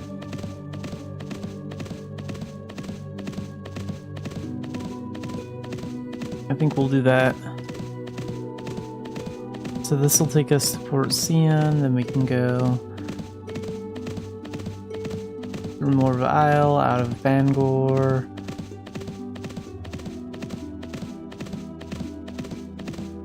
Through the Garrick Hills area, and then past the Senmag, through Emain, and then Blago Prairie, then Tara. Yeah, that'll work.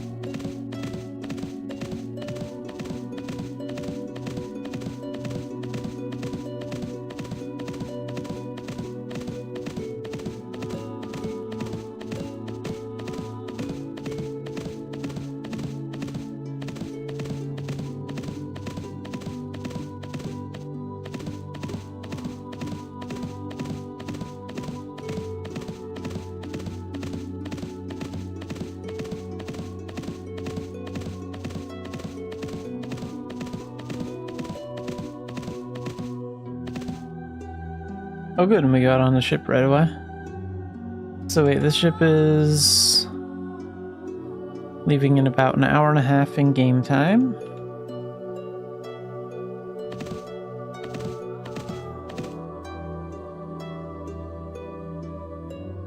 Alright, and while we wait to get to Port Sion, I will be right back.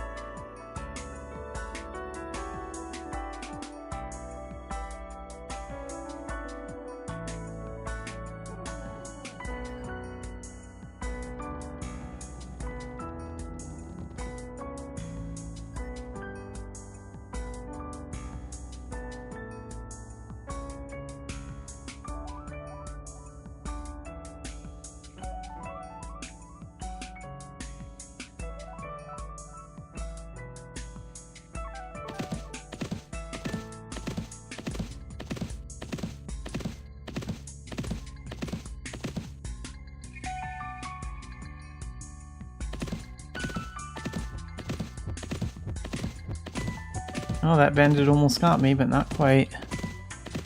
Alright, let's go to Tara.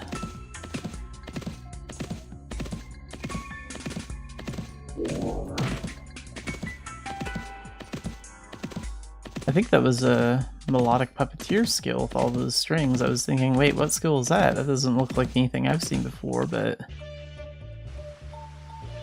No, I think it's one of the melodic puppeteer skills.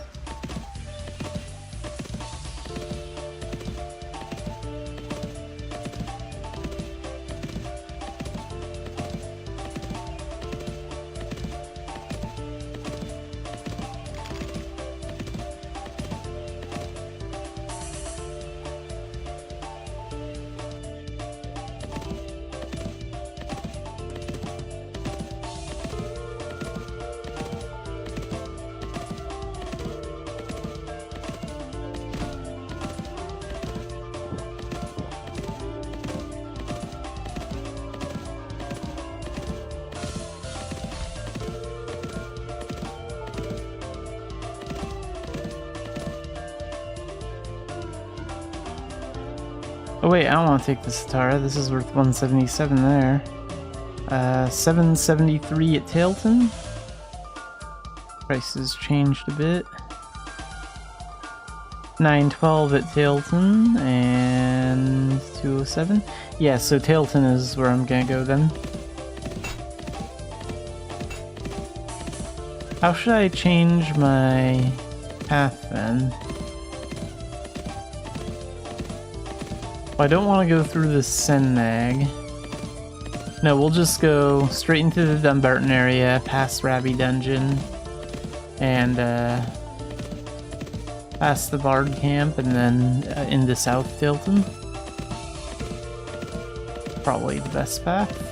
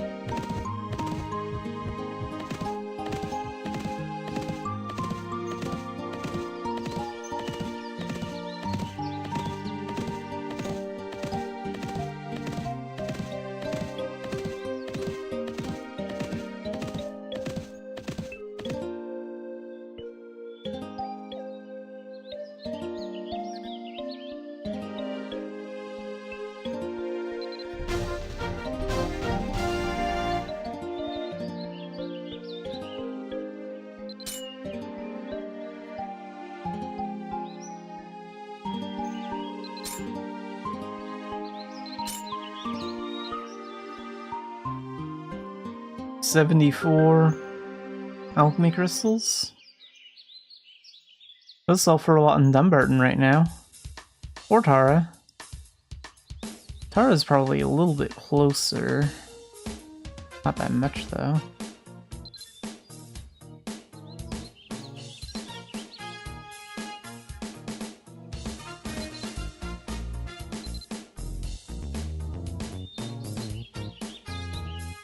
Okay, let's take all those. We'll take them to Tara for 199. And I'll take some of those barrier spike ones as well.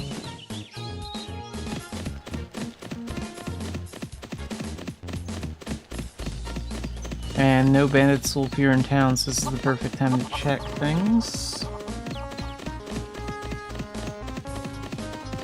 Nice, we're getting closer to Silver 1.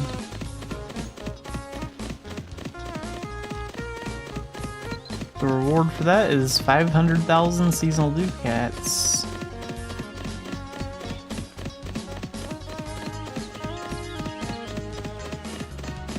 So yeah, we'll get to Silver 1 and then start working on the gold ranks.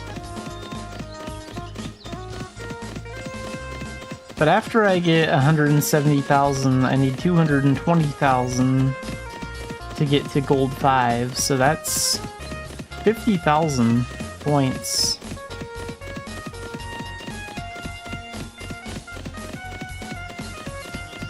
And today I'm aiming for 40,000 points, so...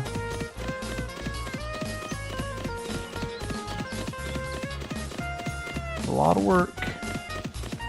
A lot of commerce to do.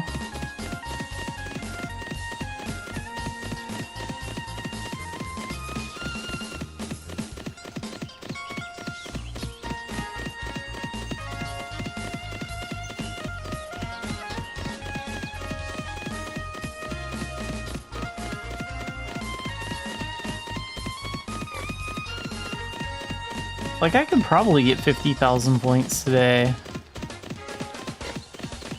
If I really wanted to. But the only reason I'm not gonna, like, keep going after I hit the next rank is because I want to record, like, another video for something. So, like, Monday I probably could get those 50,000 points to get to gold 5.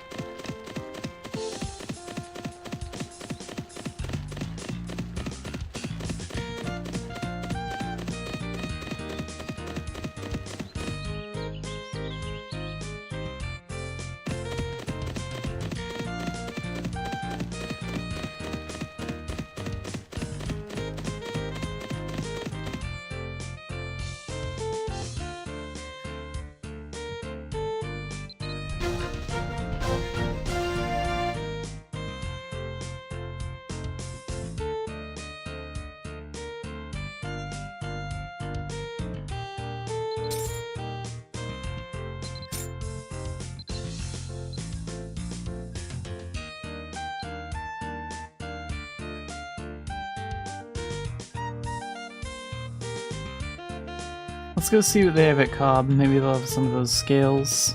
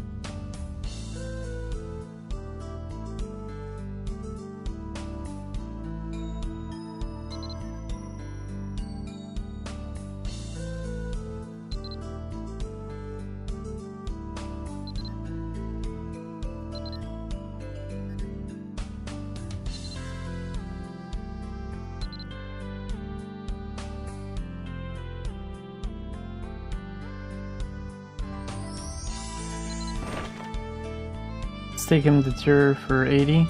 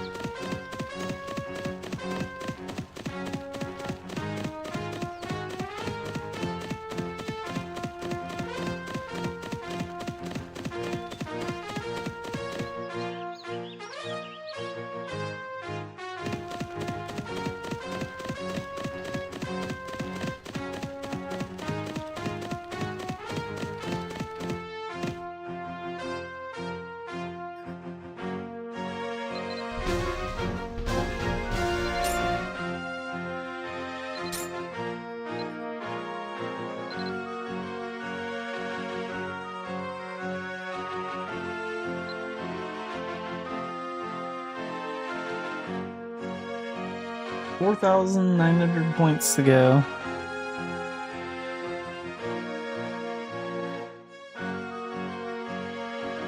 Where am I gonna trade from next?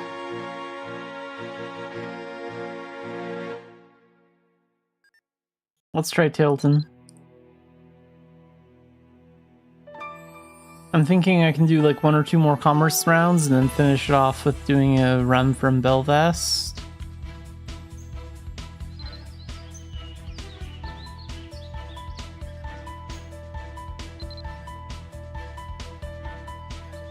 So let's take these to Bangor then.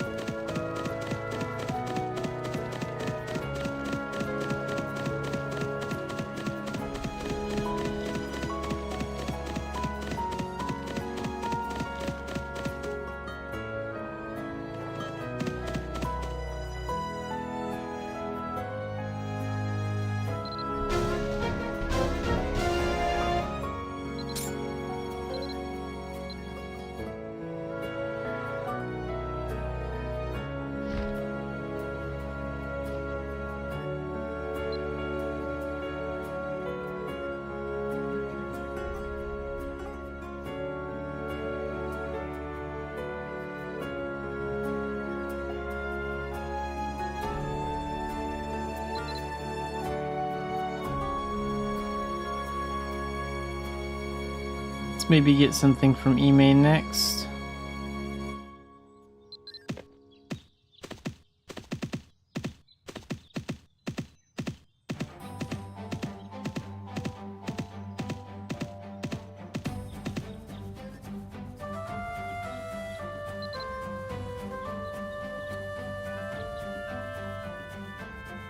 What's worth more, triple pasta or butterbeer?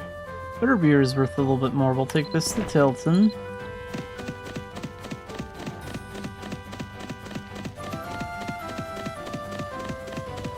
And then after that, I think I'll do like one run from Belvast, and I think that will be enough to level me up.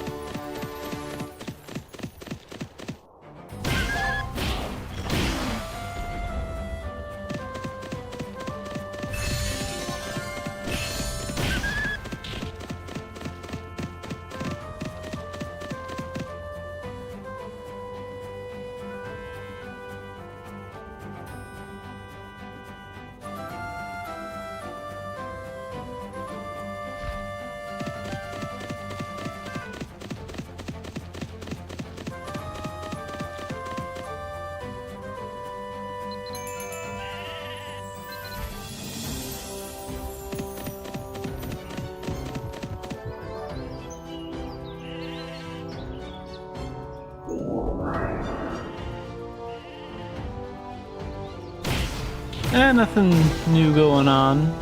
Just doing commerce.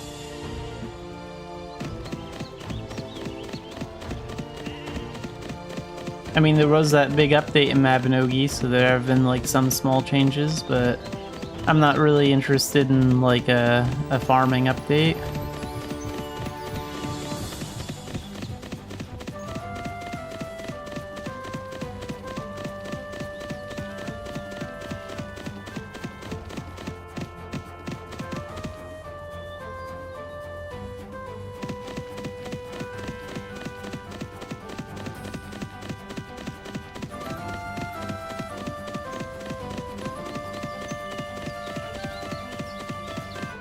I think you can get some decent gold from it. And there's even like a... There's like a chance of getting like a really big check-in game that's worth... Oh, I forget how much, but it's worth a lot of gold. Like 50 mil, I think. There's like a small chance to get that.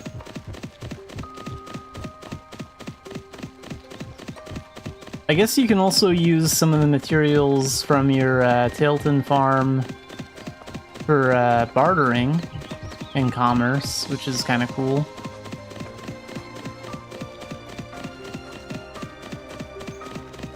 But at the end of the day, it's just another alternative way to earn gold.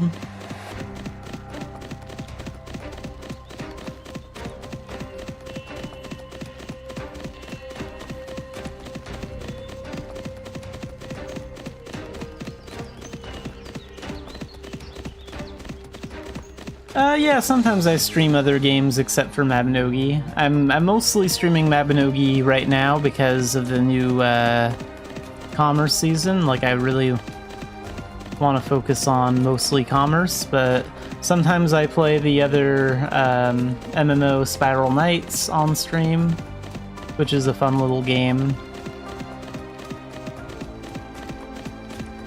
And sometimes I play a few other single-player games on stream, just depending on like what I want to play.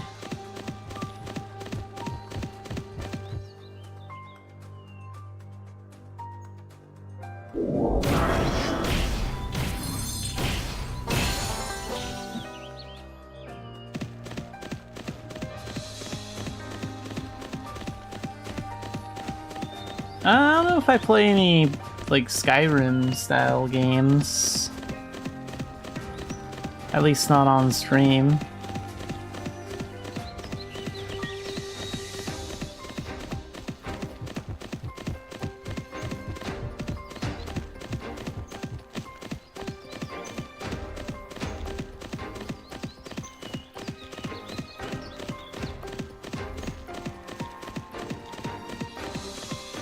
Oh, I've heard about Elden Ring a lot, but no, I've never played it.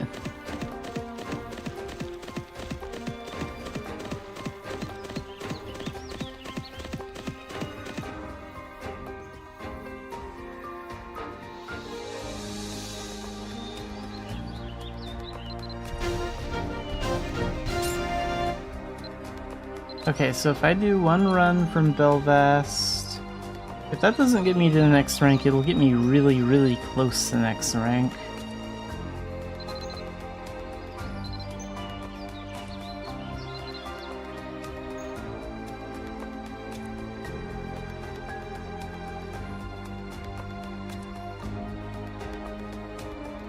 I've played, like, single-player games on stream. I've played Dying Light and Pal World, Contraband Police, and a couple other titles.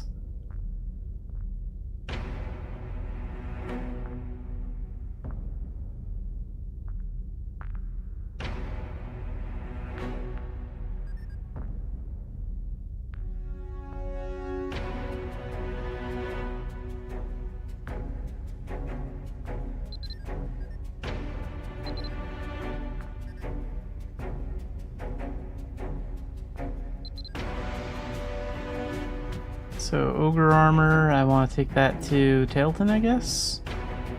Worth a little bit more in E-Main. Could maybe take it there, too. And some of those Iron Whips. Or are these worth more? They're worth a little bit more in Tailton.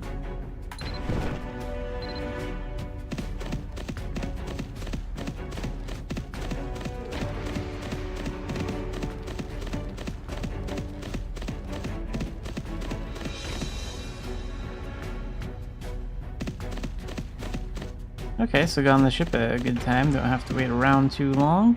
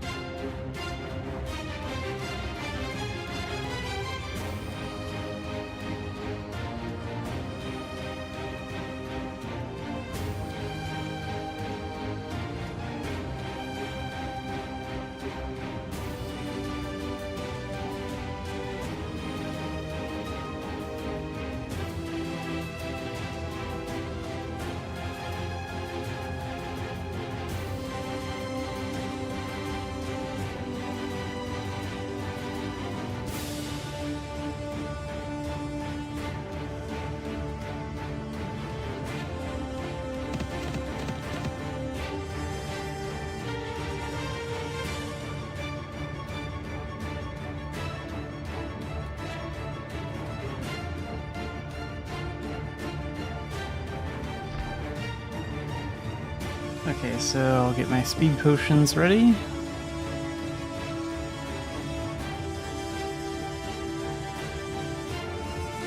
And I want to go to E-main with this stuff, I think.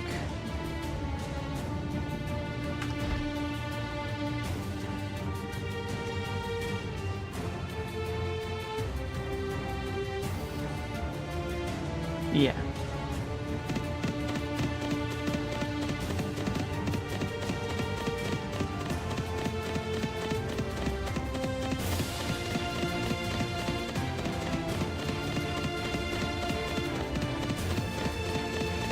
E-main is also probably the closest.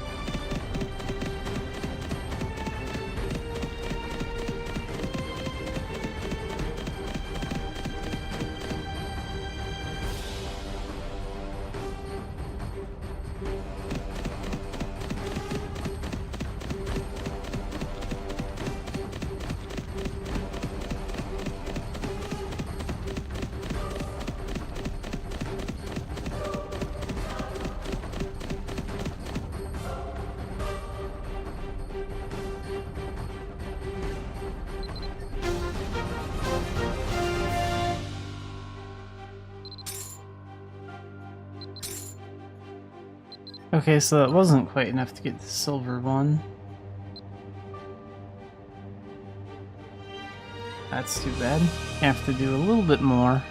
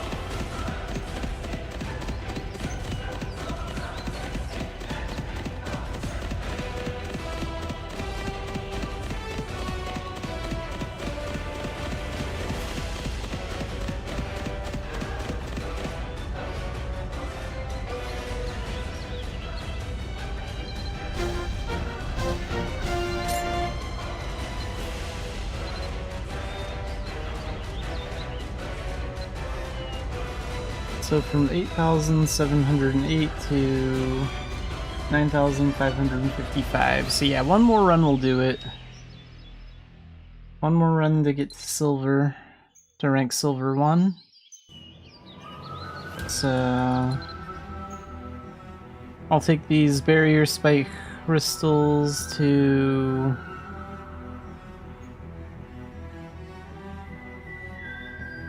Actually, let's take him to E-Main. E-Main's a little bit closer than Bangor, I think. Not by much, but maybe by like at least a minute or two. Ah crap, these bandits were hiding out in the trees.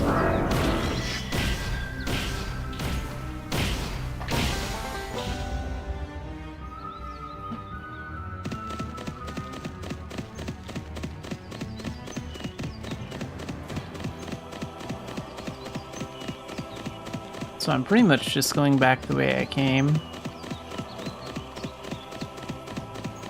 Along the same route.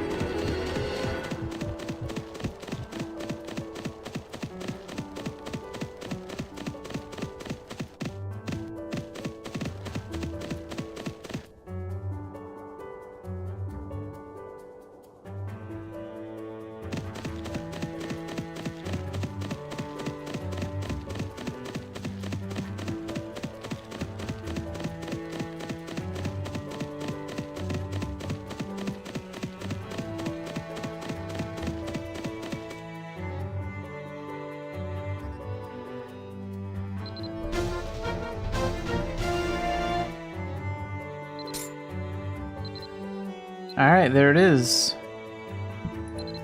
So I finally finished Getting to rank silver 1. And 500,000 seasonal ducats is the reward for that.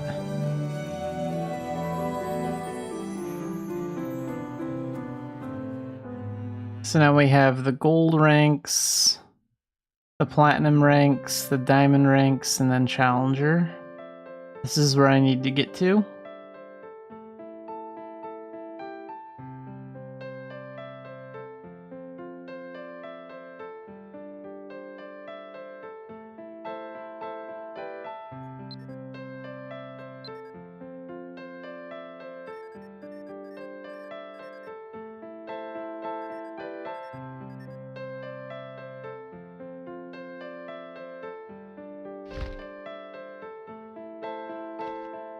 But I think that's good enough on commerce for today, so let's wrap up the stream right around here.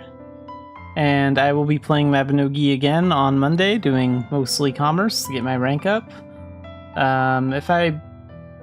If I really work hard on commerce on Monday, like today I earned 40,000 points. I need 50,000 points if I want to get to gold 5. I might get to gold 5 Monday.